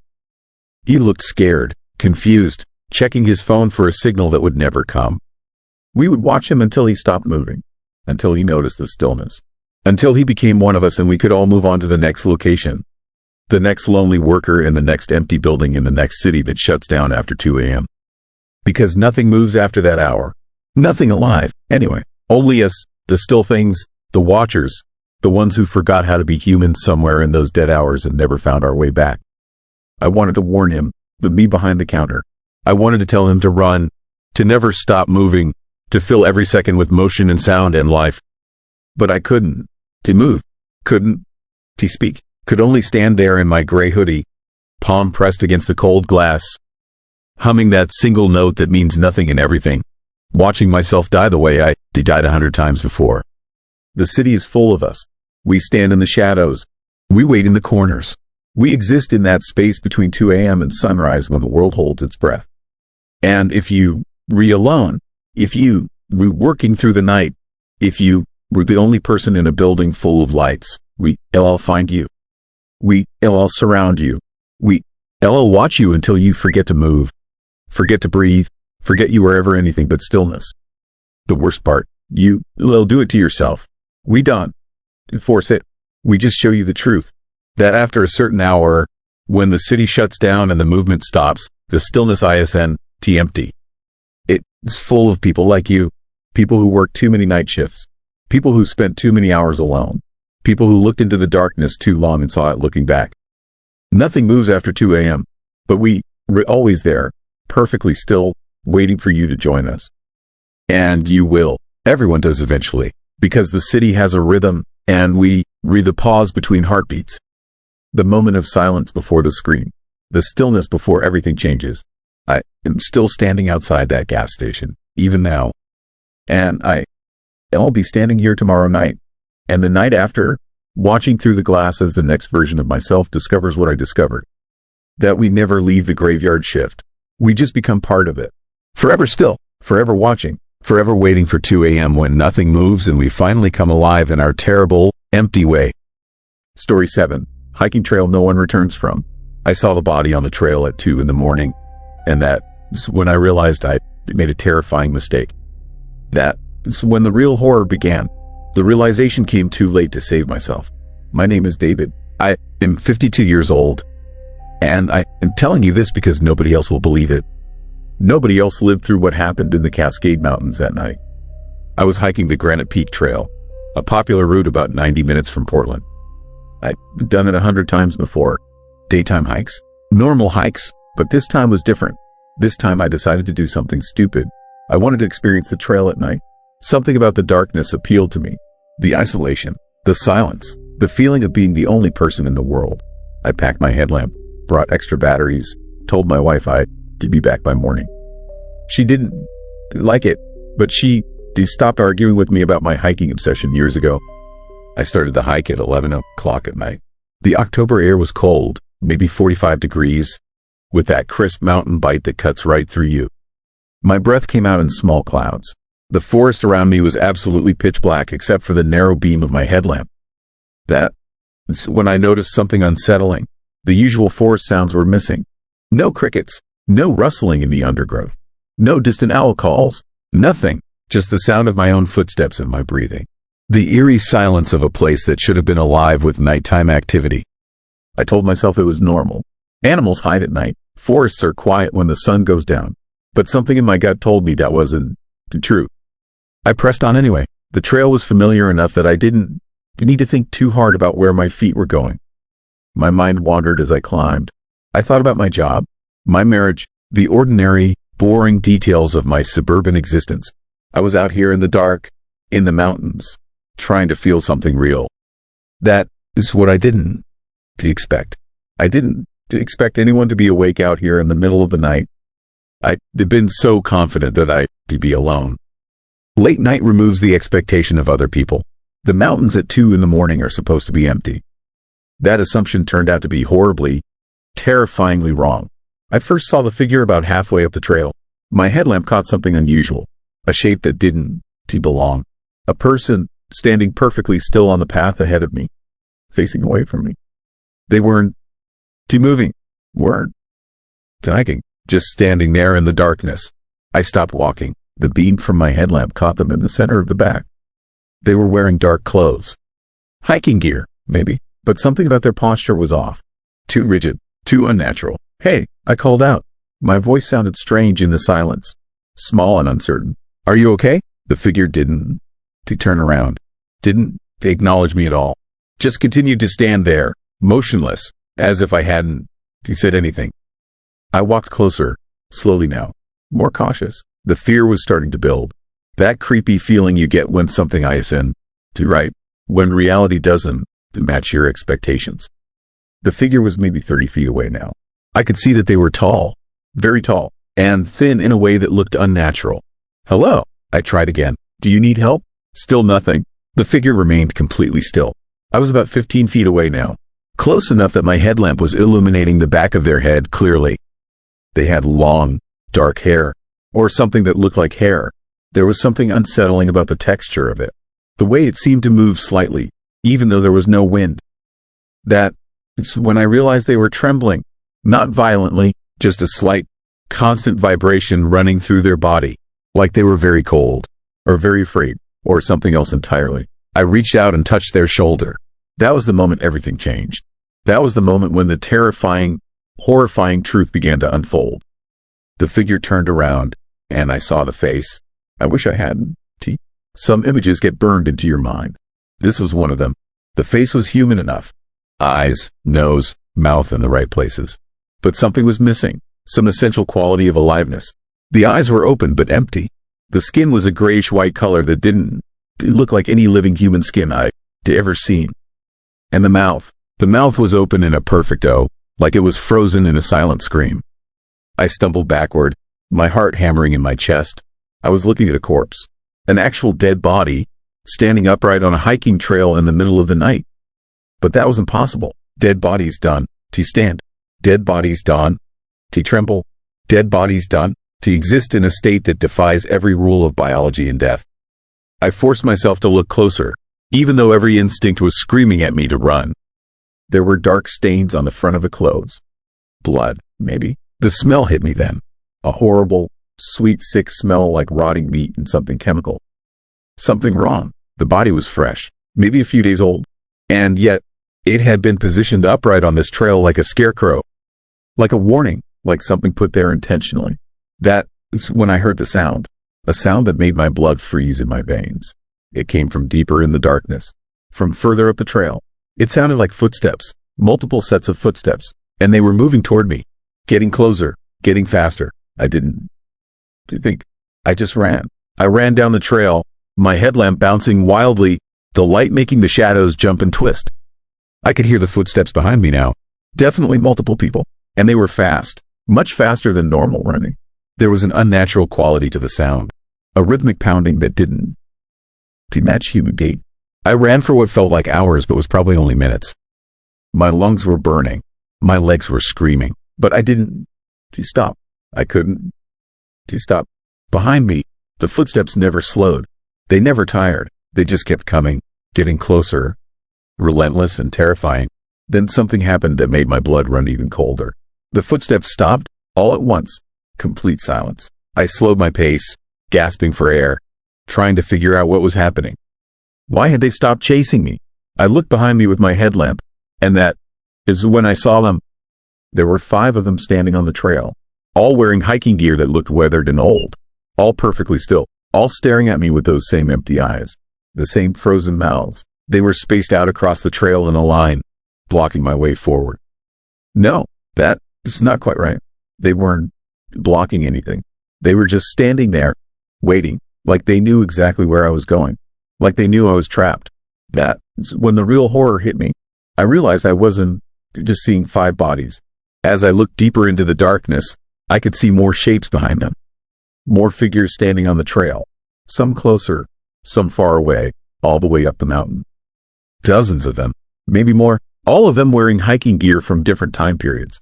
Some looked modern, others looked old, really old, like from decades ago, and they were all standing perfectly still, all staring at me with those empty, terrifying eyes. I understood then what was happening. I understood that this wasn't a random encounter. This wasn't some isolated horror. This was something organized, something deliberate. These weren't the hikers who had gotten lost. These were something else, something terrifying and eerie and completely beyond my understanding. I turned and ran back down the trail, away from the bodies, away from whatever nightmare was unfolding on Granite Peak. My only thought was to get off this mountain, to get back to civilization, to get back to my wife and my normal life and pretend this never happened. But as I ran, I started to notice something disturbing. The trail seemed wrong. The landmarks I'd passed on the way up weren't appearing in the same order. The twists and turns of the path were different. I was running down a mountain trail that kept changing shape, kept leading me in unexpected directions. And then I realized the terrifying truth. I wasn't running down the mountain at all. I was running deeper into it. The trail had turned around without me realizing, or I had taken the wrong path, or something far worse was happening. Something that involved the landscape itself being manipulated, being changed to trap me. I stopped running and tried to get my bearings. My headlamp was dimming. The batteries were dying. The darkness around me was pressing in, becoming more complete, more suffocating. I was completely lost on a mountain in the middle of the night with no way to call for help and no idea which direction was actually down. That's when I heard the voices.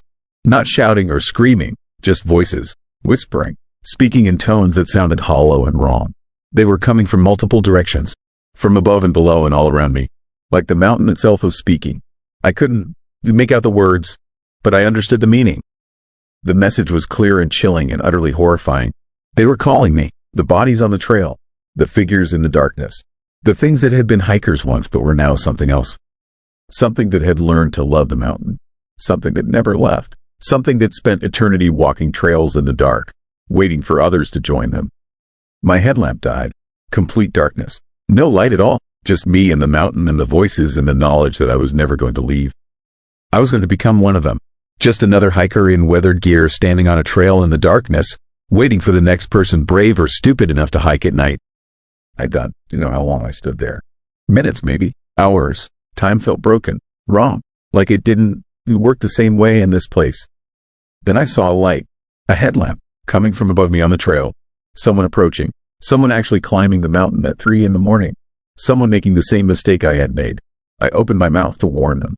To tell them to turn back. To scream that this place was dangerous and wrong and that they needed to get away immediately. But no sound came out.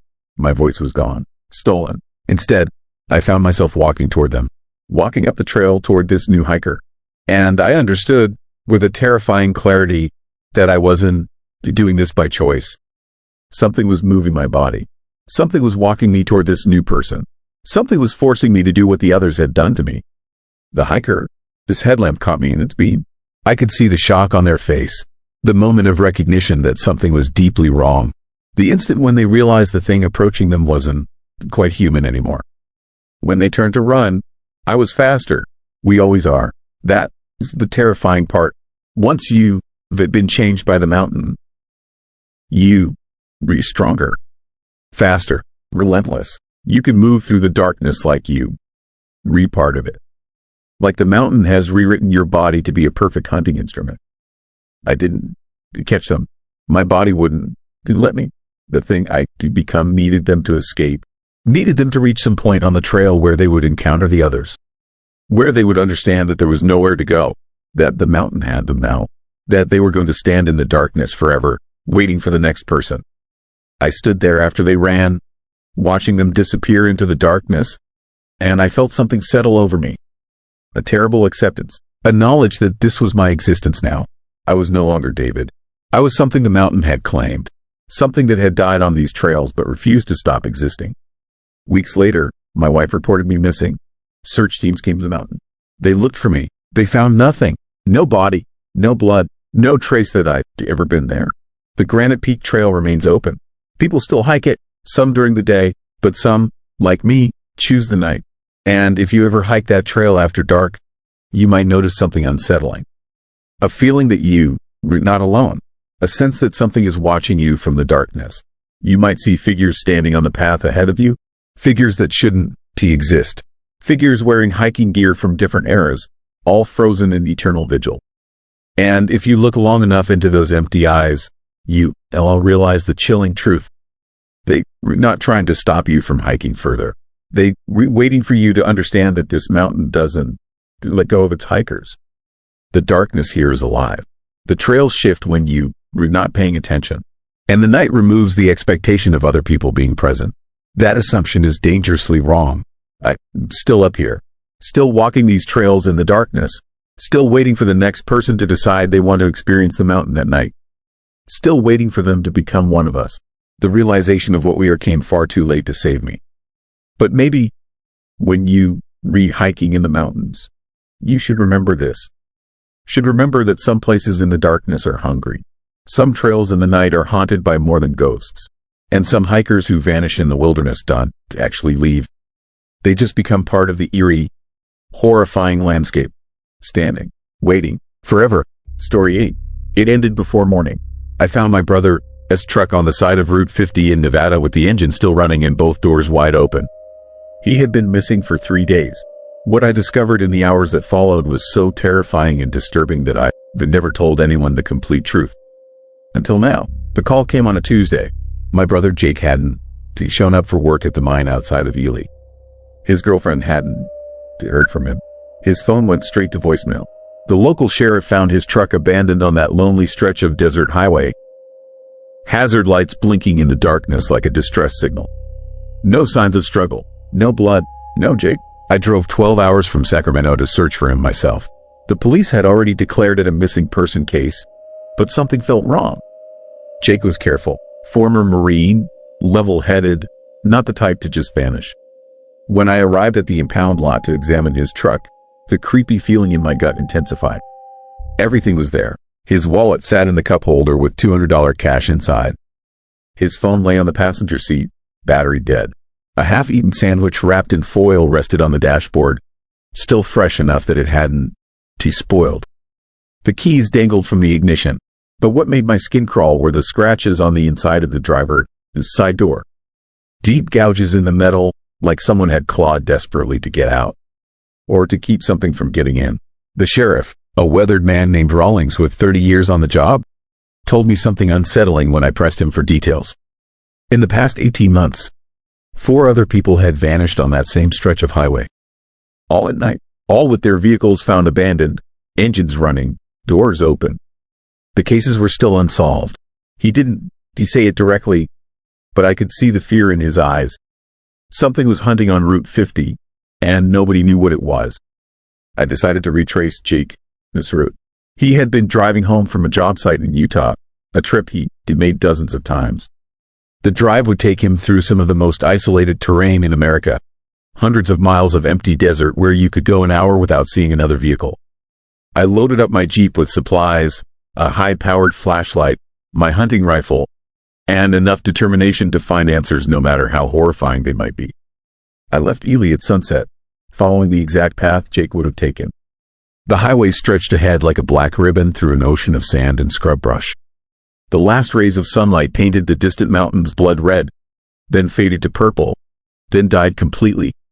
Darkness swallowed everything. The desert at night is a special kind of eerie. The silence is absolute. No trees rustling, no insects chirping, just wind and emptiness.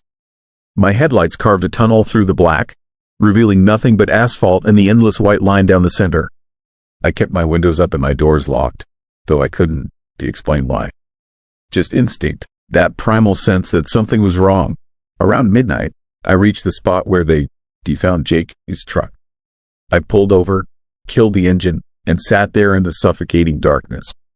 My flashlight beam swept across the shoulder of the road. I could still see tire tracks in the dirt, the compressed earth where his truck had sat for hours before being discovered. I stepped out into the cold desert air. The temperature had dropped 40 degrees since sunset. My breath misted in the beam of my flashlight as I examined the area. That is when I noticed something the police had missed, or maybe something they'd chosen not to mention. In the dirt beside where Jake's truck had been, there were tracks. Not boot prints, not animal tracks, something else entirely. Long, dragging marks that looked almost like finger trails, except they were too wide, too deep. They led away from the road into the desert darkness. Against every survival instinct screaming in my head, I followed them. The tracks wound through the sagebrush, weaving between rocks and dry creek beds. My flashlight beam danced across the shadowy landscape, creating shapes that seemed to move at the edge of my vision. The wind picked up, carrying a smell I couldn't identify. Not unpleasant exactly, but wrong, like ozone and copper and something organic that had been left in the sun too long. I walked for maybe 20 minutes before I found the first sign that others had come this way. A woman's shoe, expensive running sneaker, lying on its side next to a cluster of rocks. The laces were still tied. She'd been pulled right out of it. I checked my phone for signal. Nothing. I was completely alone in this haunted wilderness, following a trail that common sense told me would lead nowhere good. But Jake was my brother. I kept walking. The tracks led to a depression in the desert floor, a natural bowl maybe 50 feet across surrounded by jutting rock formations. And there, in the center of that eerie space, I found something that made my blood run cold. A circle of objects arranged in perfect geometric precision. Phones, wallets, keys, watches, personal belongings from at least a dozen different people, all placed with disturbing care. Jake's baseball cap sat at the northern point of the circle. I stepped closer, my flashlight revealing more details that sent chills racing down my spine. The ground inside the circle was different, darker. The dirt had a glassy quality, like it had been subjected to intense heat. And in the very center, there was a hole, not a natural depression, but a perfectly round opening maybe 3 feet in diameter, descending into absolute blackness that my flashlight couldn't penetrate. That is when I heard it. A sound rising from the hole. Not quite a voice, not quite music. Something between the two. A tone that vibrated in my chest and made my teeth ache. The sound carried a quality that bypassed my ears and spoke directly to the fear center of my brain. Every muscle in my body screamed at me to run. I should have listened. Instead, mesmerized by that horrible, beautiful sound, I stepped closer to the edge of the hole. The darkness inside seemed to move, to breathe, and as I stared down into that abyss, I realized with growing horror that I could see shapes forming in the black. Faces, human faces pressed against the inside of the hole like people trapped behind glass. Their mouths were open in silent screams. One of them was Jake. My mind couldn't process what I was seeing. It violated every law of physics and reality I understood. The hole couldn't be that deep. We were in the middle of the desert. There were no caves here, no underground structures. Yet there they were, dozens of people suspended in darkness, their terrified eyes reflecting my flashlight beam. The nightmare sound grew louder, more insistent. I felt its pull, a magnetic attraction trying to draw me forward into that impossible void. My feet moved without my permission, carrying me closer to the edge. Part of my mind understood what was happening. This was how it hunted. The thing that lived in this hole, whatever it was, it lured people with that sound, pulled them in, and trapped them in its suffocating darkness forever. I fought against the compulsion, every ounce of willpower focused on backing away. My hand fumbled for the rifle on my shoulder. Not that I thought bullets would help against something that could bend reality itself, but holding the weapon gave me something to focus on besides that hypnotic, terrifying sound. That's when the ground began to shake. Small tremors at first, then violent shudders that knocked me to my knees. The hole was expanding, its edges creeping outward across the desert floor with horrifying speed. The faces inside pressed harder against whatever barrier contained them, their silent screams becoming more desperate. And beneath them, rising from depths I couldn't comprehend, came something else. A presence, a consciousness vast and alien and hungry. I could feel it examining me, tasting my fear, deciding whether I was worth adding to its collection. The sensation was violating, invasive, like cold fingers probing inside my skull. Images flashed through my mind, not memories, but visions, other victims, other moments of terror. I saw a trucker paralyzed with fear as his vehicle, its doors flew open on their own. A young woman running across the desert, looking back at something that pursued her on legs that bent the wrong way. A family of 4 standing at the edge of this very hole, holding hands as they stepped forward into darkness together. The thing wanted me to join them. It whispered promises in that language beyond sound. Peace, belonging, an end to loneliness and fear. All I had to do was step forward. Just one step. The darkness would embrace me. I would never be alone again. My finger found the trigger of my rifle, not aiming at the hole, not trying to fight the impossible. Instead, I pointed the barrel at the circle of personal belongings and fired. The shot shattered the perfect geometry, scattering phones and wallets across the desert floor. The effect was immediate and dramatic. The sound cut off like someone had flipped a switch. The ground stopped shaking, the hole stopped expanding. And in that sudden silence, I heard something that might have been a scream of rage or might have been the wind. The faces in the darkness receded, sinking back into the depths, their expressions shifting from terror to something worse. Resignation. They knew I was leaving them behind. I ran, through the darkness, across the uneven ground, guided only by instinct and the distant glow of my Jeep's running lights. I didn't look back, couldn't look back. Behind me, I could hear the desert itself groaning, the sound of earth and rock grinding together as something ancient and angry stirred in its underground prison. I reached my Jeep, threw myself inside, and gunned the engine. The tires kicked up dust and gravel as I fishtailed back onto the highway.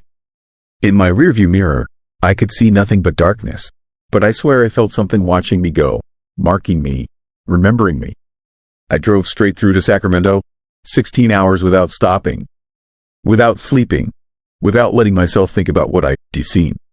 When I finally pulled into my driveway at dawn, my hands were shaking so badly I could barely turn off the ignition. The police called 2 days later. They found more abandoned vehicles on Route 50. 3 in one night. They asked if I'd seen anything unusual during my search. I told them no. What else could I say? That there was a hole in the desert that led to nowhere and everywhere? That something lived beneath Nevada that collected people like specimens? That my brother was trapped in a darkness so complete that light itself couldn't escape? They would have thought I was crazy. Maybe I am, but here is what keeps me awake at night. What fills me with a terror so profound I can barely function. 2 weeks after my experience, I received a package at my door. No return address. Inside was Jake, his baseball cap. The same one I'd seen in that circle of belongings. And pinned to it was a note written in handwriting I didn't recognize.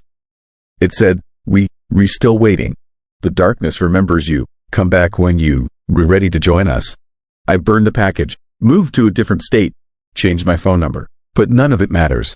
Because every night at exactly 3 a.m, I wake up to that sound. That horrible, beautiful sound rising from somewhere deep beneath the earth. And every night, it gets a little louder, a little closer, a little more insistent. The thing in the desert I ascend to finish with me. It is patient. It can wait. And the most terrifying part, sometimes, in the darkest hours before dawn, I find myself wanting to go back. Wanting to step into that hole and join my brother in the darkness. The loneliness of knowing what exists out there, of carrying this secret alone, is almost worse than the fear. It ended before morning, that night in the desert. By sunrise, nothing could be undone. The night left its mark on me, a scar that will never heal. I know now that there are places in America where the darkness is more than just absence of light. Places where something ancient sleeps and hunts and waits. Route 50 through Nevada. They call it the loneliest road in America. Now I know why. And if you ever find yourself driving that stretch of highway after dark, and you hear a sound that makes your soul ache with terrible beauty, do yourself a favor. Keep driving. Don, stop. Don, investigate. Don, follow the tracks into the desert, because the darkness is hungry, and it never forgets a face. Story 9. Breathing walls. The house sounded different at night, and I should have trusted that instinct the moment I heard it. I am a home inspector. Been doing it for 22 years across the Midwest, mostly Ohio and Indiana. I've walked through thousands of empty houses, crawled through basements that hadn't seen daylight in decades, stood alone in attics where the air tastes like dust and forgotten things. None of it ever bothered me. A house is just wood and nails and concrete. That's what I always told myself. It's what I believed until I took the job inspecting the Richter property outside Columbus. The call came on a Wednesday, a estate sale situation. The owner had died 6 months earlier, no family, and the bank wanted the property assessed before auction. Standard job, easy money. The real estate agent met me at the curb that afternoon, handed me the keys, and told me something that should have been a warning.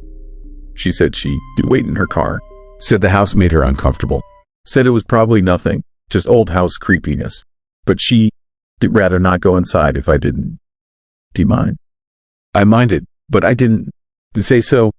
Pride, maybe, or stupidity, probably both. The house looked normal enough from the outside. A 2-story Victorian built in 1887, white paint peeling, wraparound porch sagging on one side. The kind of place you see in every small Ohio town, slowly rotting while the world moves on without it. I did my exterior inspection as the sun started dropping toward the horizon, noting the cracked foundation, the missing shingles, the gutters hanging at dangerous angles. Then I went inside, and that is when I first noticed the sounds. Normal noises took on unfamiliar meanings. The floorboards creaked, which was expected in a house this old, but the creaks came in patterns. 3 short sounds, pause, 2 longer sounds, pause, repeat. Like Morse code, like something communicating. I told myself it was settling, the house adjusting to my weight, basic physics. But physics doesn't explain why the pattern followed me from room to room, always 3 steps behind, always just out of sight. The living room smelled like copper and old flowers. The wallpaper was peeling in long strips that hung like skin. I made notes on my clipboard, checked for water damage, tested the windows. Everything was structurally sound, depressing and creepy, sure, but sound. I moved through the dining room, the kitchen, the back hallway. Took photos, measured spaces, did my job. That's when I found the basement door. It sat at the end of the hallway, painted the same dingy white as the walls, almost invisible if you weren't looking for it. The disturbing part was the locks. 7 of them, deadbolts, chain locks, sliding bolts, all on the outside of the door, all locked. keeping something in, or keeping something down. I stood there staring at those locks as the daylight outside started to fade, and every instinct I had screamed at me to leave. To tell the bank the inspection would take 2 days, to come back tomorrow morning with the sun high and another person with me. But I'd already been there 3 hours. The basement was the last thing on my checklist. Finish the job, collect the payment, go home to my wife and kids and forget this eerie place existed. I unlocked all 7 locks. The sound each one made echoed through the hallway, sharp and final, like I was breaking seals that were meant to stay sealed. The door swung open on hinges that screamed like something in pain, revealing wooden stairs descending into darkness so complete my flashlight beam seemed to stop halfway down, absorbed by the shadow. Darkness amplified every sound. My footsteps on the stairs sounded like thunder. My breathing echoed back at me, but wrong, slightly off rhythm, like someone else was breathing in sync but not quite matching my pace. The temperature dropped 20 degrees between the first step and the 5th. By the time I reached the basement floor, I could see my breath, thick clouds of condensation that hung in the air longer than they should. The basement was larger than the house's footprint. That was impossible, but it was true. The walls extended in all directions, disappearing into darkness my flashlight couldn't penetrate. The floor was dirt, packed hard, and it was covered in patterns. Circles within circles, lines connecting points, symbols I didn't recognize. Someone had carved them into the earth, deep grooves that looked fresh despite the house being empty for 6 months. That is when I heard the breathing. Not my breathing, not an echo, something else. Something in the darkness beyond my light, inhaling and exhaling in long, slow cycles that made the air pressure change. I felt it in my ears, in my chest, like standing next to a massive engine. The terrifying part was the rhythm. It matched the creaking pattern from upstairs. 3 short breaths, pause, 2 long breaths, pause, repeat. I spun around, shining my light into the shadows. Nothing. Just darkness and those disturbing patterns carved into the dirt. But when I turned back toward the stairs, I saw something that made my blood freeze. Footprints, fresh footprints in the dust on the basement floor, leading from the stairs to where I stood. My footprints, but also leading away, deeper into the basement, toward the breathing sound. Footprints going both directions, like I already walked into the darkness and come back, except I hadn't to move from this spot. The timing made escape impossible. Because that is when I checked my watch and saw it was 11:47 p.m. I entered the house at 4:30 in the afternoon. I'd been inside maybe an hour, checking rooms, taking notes. But my watch said nearly midnight. 7 hours gone. 7 hours I couldn't account for. And my flashlight was dying, the beam flickering, weakening, showing me less and less of whatever was in that basement with me. I ran for the stairs, or tried to. My feet wouldn't.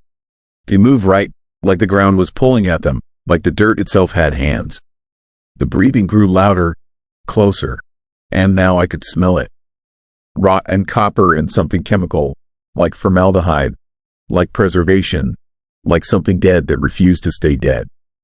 My flashlight died completely, total darkness, the kind your eyes can adjust to because there is nothing to adjust to, just absolute absence of light.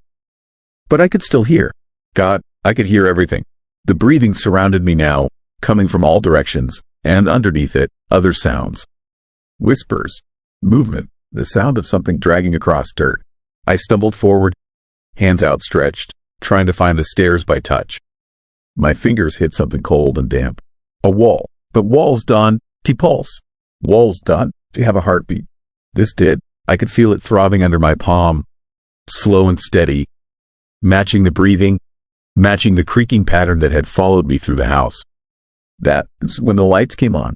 Not normal lights, a sick greenish glow emanating from the walls themselves, from the dirt, from the air. And in that glow, I saw what was in the basement with me, or what the basement had become. The walls were made of earth, yes, but pressed into that earth were faces. Dozens of them, hundreds, human faces, eyes closed, mouths slightly open, embedded in the packed dirt like flies in amber.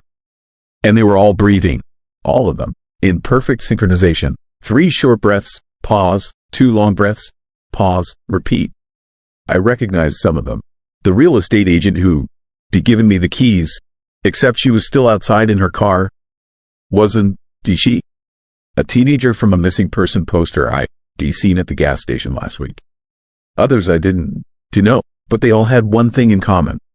They looked peaceful, not afraid, not suffering, just sleeping, waiting. The footprints in the dirt made horrible sense now. They weren't leading away from me. They were leading to an empty space on the wall. A spot exactly my size, exactly my shape, waiting for me to press myself against it and join the breathing. Join the pattern. Become part of whatever this house was, whatever it had become, whatever it had always been underneath the Victorian facade and the peeling paint. I found the stairs by following the breathing, moving toward it instead of away, because away didn't exist in that basement. There was only toward, only deeper, only into, but the stairs were a crack in the pattern, a mistake in the design, a way out that shouldn't exist but did. I climbed them on hands and knees, my inspector, his clipboard clattering behind me, forgotten. The breathing followed me up, patient, unhurried. The faces in the walls opened their eyes as I passed, tracking my movement, and I saw they weren't sleeping. They were aware, trapped and aware and breathing because that is all they could do, all they would ever do, forever. I hit the basement door so hard I thought I'd break through it. Slammed it shut behind me, fumbled with the 7 locks, my hands shaking so badly I could barely work the mechanisms.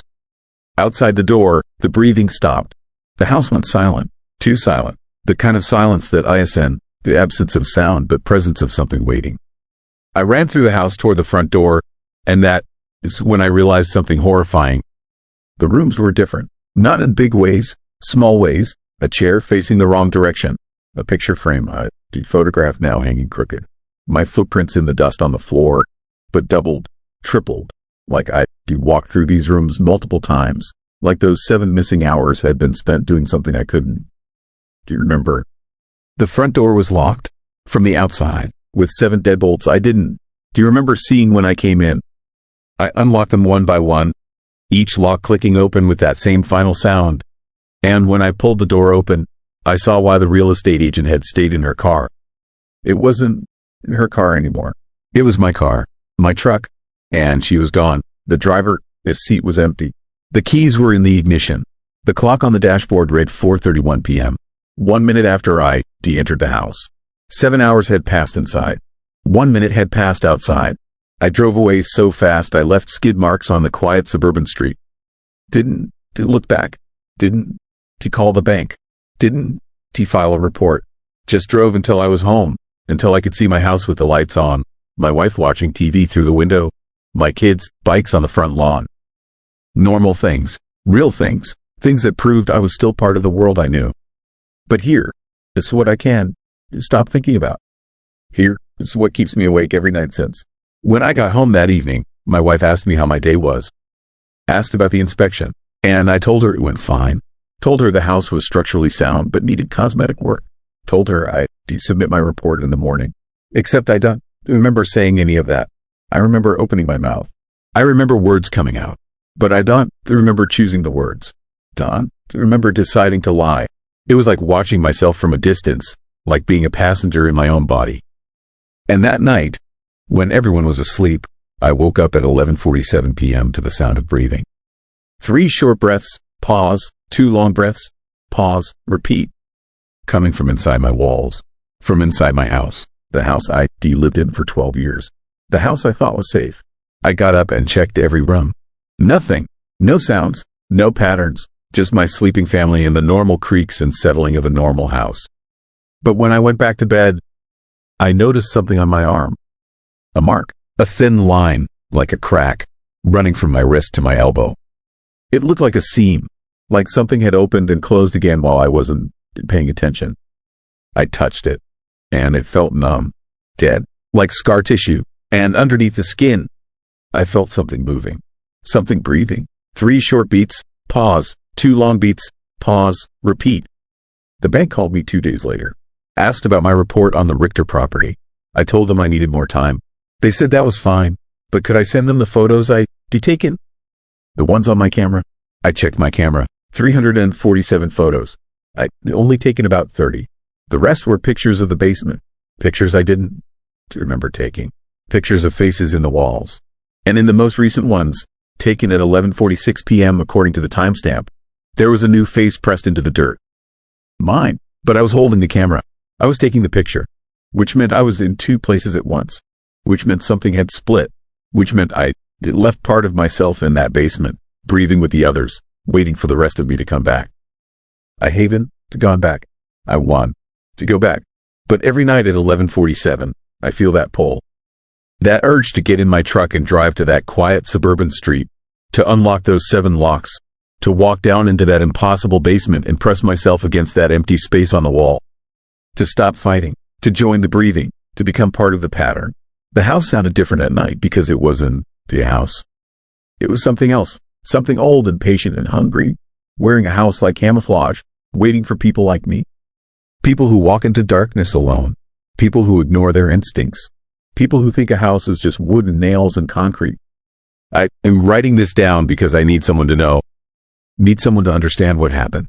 Need someone to find my body when I inevitably give in and go back, because I will go back. The breathing in my walls is getting louder. The seam on my arm is getting longer. And every time I close my eyes, I see those faces, peaceful and aware, and I understand why they stopped fighting.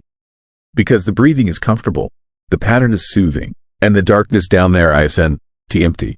It's full of everyone who came before, full of everyone who understood too late that some houses done. Do you have ghosts? Some houses are the ghosts. Spirits wearing architecture, hunting for bodies to fill their walls, adding to their collection one inspector, one visitor, one fool at a time. If you, rereading this, if you, a home inspector or a curious explorer or just someone who walks into empty houses, remember this, trust the sounds. If a house sounds different at night, there's a reason. If the timing feels wrong, it is wrong. And if you find a door with 7 locks, all on the outside, locked tight, leave them locked. Don, to be like me. Don, to think you, special. Don, to think you, be the one who escapes completely. Because you won. None of us do. We just postpone the inevitable. And tonight, at 11:47, I'm going to stop postponing. I'm going to drive back to that house. I'm going to unlock those 7 locks. And I am going to take my place on the wall. The breathing is calling me home. Story 10. Interstate 90 exit that doesn't exist. I took a wrong exit off Interstate 90 in Montana at 1 in the morning, and it led me to a place that shouldn't exist.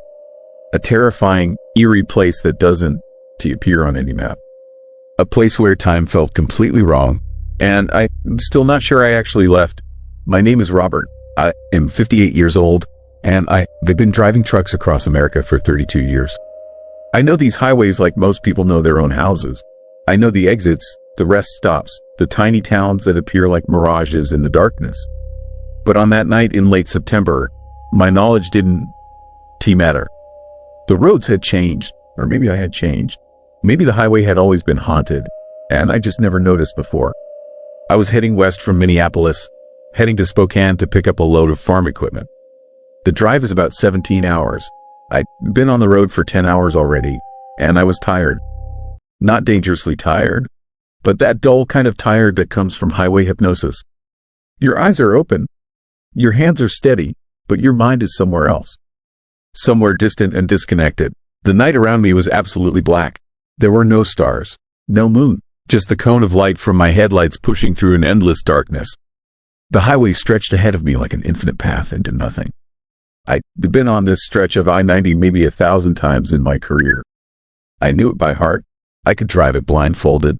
That confidence was my mistake. I saw the exit sign appear in my headlights, and something about it was wrong.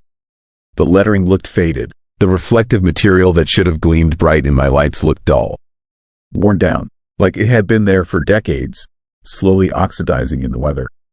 The exit number was 72. I pulled out my phone to check my GPS, but there was no signal. No network, just empty bars on the screen. I should have kept driving, should have ignored the exit entirely, should have stayed on the highway and reached the next town 40 miles ahead. But something made me take that exit, something that felt like a compulsion. Like my hands were turning the wheel against my conscious will. Like I didn't have a choice. The exit ramp was long and curved, bending away from the highway into darkness. My headlights caught the pavement, revealing cracks and potholes that looked impossibly old. The asphalt was crumbling at the edges, disintegrating into dust. This road hadn't been maintained in years, maybe decades. At the bottom of the ramp, there was a town, or what remained of one. The buildings were dark shapes against the black sky. A gas station with pumps that looked rusted and frozen. A motel with broken windows. A diner with no lights. All arranged around a small main street that was empty and silent and utterly devoid of any sign of life. I drove slowly through the town, my truck, its diesel engine rumbling too loud in the silence. The sound felt wrong here. Intrusive, like I was disturbing something that wanted to remain undisturbed. The buildings on either side of the road seemed to lean toward me as I passed. Their shadows were deeper than shadows should be. Darker, more complete. That is when I noticed something truly unsettling. There were no cars parked anywhere. No lights on in any building. No signs of human habitation whatsoever. It was a completely abandoned town. But the abandonment didn't feel like decay. It felt deliberate. Like the people here had simply stopped existing. Like they'd been erased. I kept driving through the town, looking for any sign of life. A light in a window. A person on the street. Anything that would indicate this place wasn't completely empty. But there was nothing. Just darkness and silence and the growing feeling that I was somewhere I shouldn't be. Then I realized something that made my hands grip the steering wheel tighter. Time felt different here. I'd been driving through this town for maybe 5 minutes, but it felt much longer. Much slower. The seconds seemed to stretch out unnaturally. My perception of time was becoming distorted. Minutes seemed to last forever. Time felt slower after midnight in this place. Minutes stretched unnaturally. Decisions were delayed. Reactions dulled. The night distorted everything, making it impossible to trust my own senses. I couldn't tell if I'd been driving for 5 minutes or 50. Couldn't tell if this town was 1 mile long or 20 miles long. My mind felt sluggish, heavy, like the darkness was pressing down on my thoughts, slowing everything down. I tried to leave. I pressed on the accelerator and aimed my truck toward what I thought was the edge of town. But the road kept going. Building after building appeared in my headlights. All dark. All empty, all watching me with their black window eyes. The town seemed to be growing around me instead of falling away behind me. Like it was expanding, like it was alive and feeding on my presence. My heart was pounding now. Real fear, the kind that comes from knowing something is seriously wrong. I'd been to plenty of abandoned towns in my years of driving. They scattered across the American landscape. Ghost towns left behind when the mines closed or the railroad moved elsewhere. But those towns felt like places that people had left. This felt like a place that had never truly been alive. I saw the motel again, the one with broken windows, but I'd already passed it 5 minutes ago, or 20 minutes ago, or an hour ago. Time was so distorted I couldn't trust my own memory. The motel was in the same position, looking exactly the same, which meant I'd been driving in a circle, or the road had bent back around, or something far worse was happening. I pressed harder on the accelerator. The truck, its engine roared. I was terrified now, genuinely terrified, the kind of fear that makes you feel small and helpless, the kind that comes from knowing you trapped in a situation you don't understand and can escape from. The buildings started to change. Their appearance became less defined. They seemed to blur at the edges. Their shadows stretched impossibly long, reaching across the road like grasping fingers. Some of the shadows didn't match the buildings that cast them. They were too large, too dark, too deliberate. Then I saw something that made me realize how much danger I was actually in. A person, standing in the middle of the road, directly in front of my truck. They were motionless, absolutely still, arms at their sides, head facing forward, staring directly at my truck with an intensity that was completely terrifying. I slammed on the brakes, and my truck's heavy wheels locked up. The sound of the emergency system engaging filled the cab, but I knew I wasn't going to stop in time. I hit them. Felt the impact, felt the sickening thud of flesh and bone striking the bumper. My truck came to a stop, and I sat there in absolute horror, knowing I just killed a person. My hands were shaking, my breathing was erratic. I was about to call for help, then remembered there was no cell signal in this nightmare place. I forced myself out of the cab and walked around to the front of the truck. The road ahead was empty. There was no body, no blood, no sign that I hit anything at all. Nothing but the dark asphalt stretching away into the eerie darkness. The person was gone, like they never existed. Like I imagined the whole thing, but I knew I hadn't I felt the impact. I felt the weight of a human body striking my truck. I looked up, and I saw them standing on a building's roof.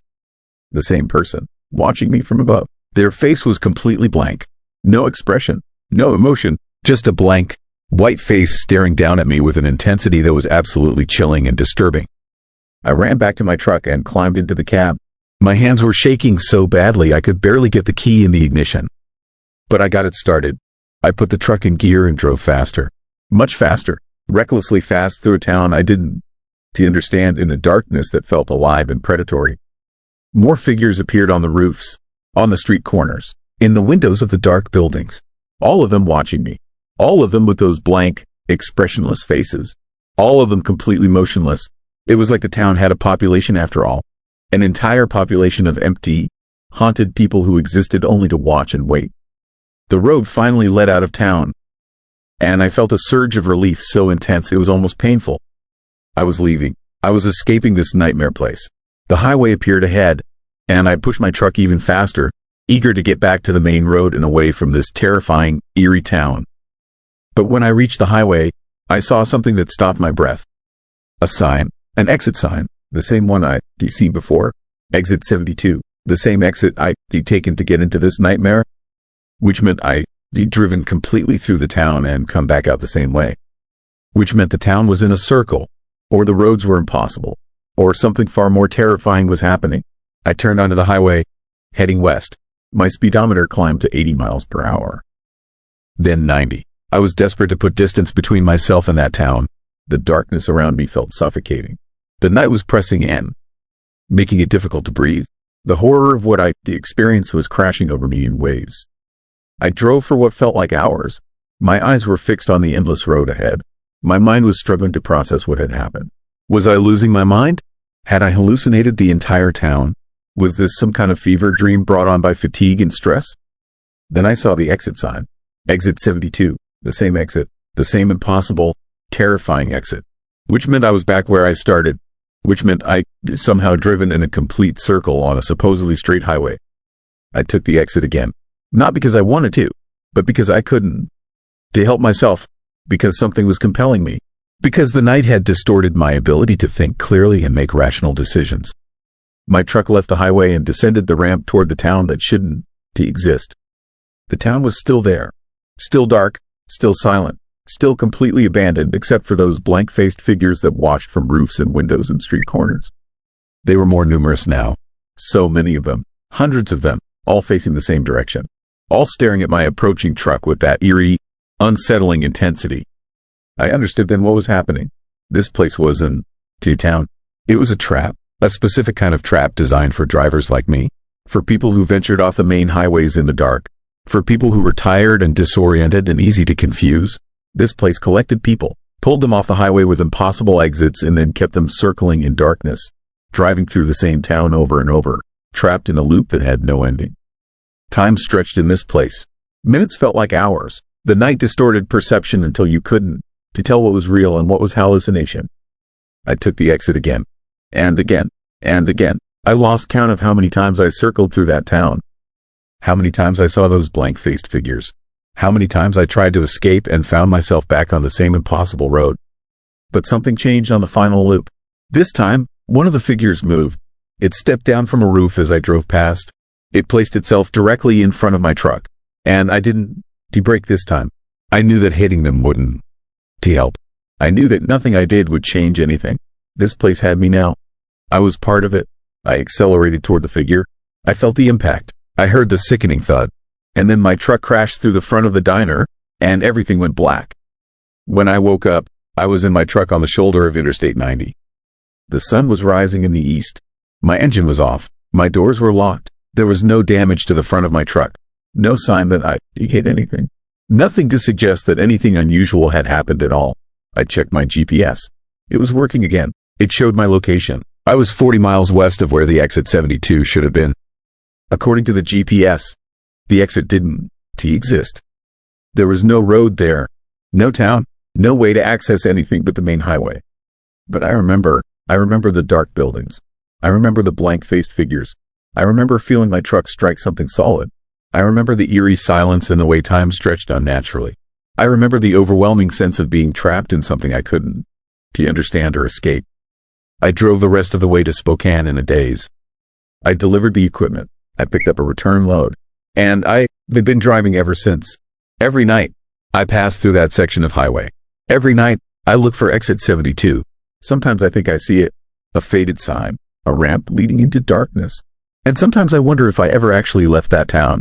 If I'm still there, circling through the darkness, driving past those blank-faced figures over and over. If the real world I'm living in now is just another level of the trap.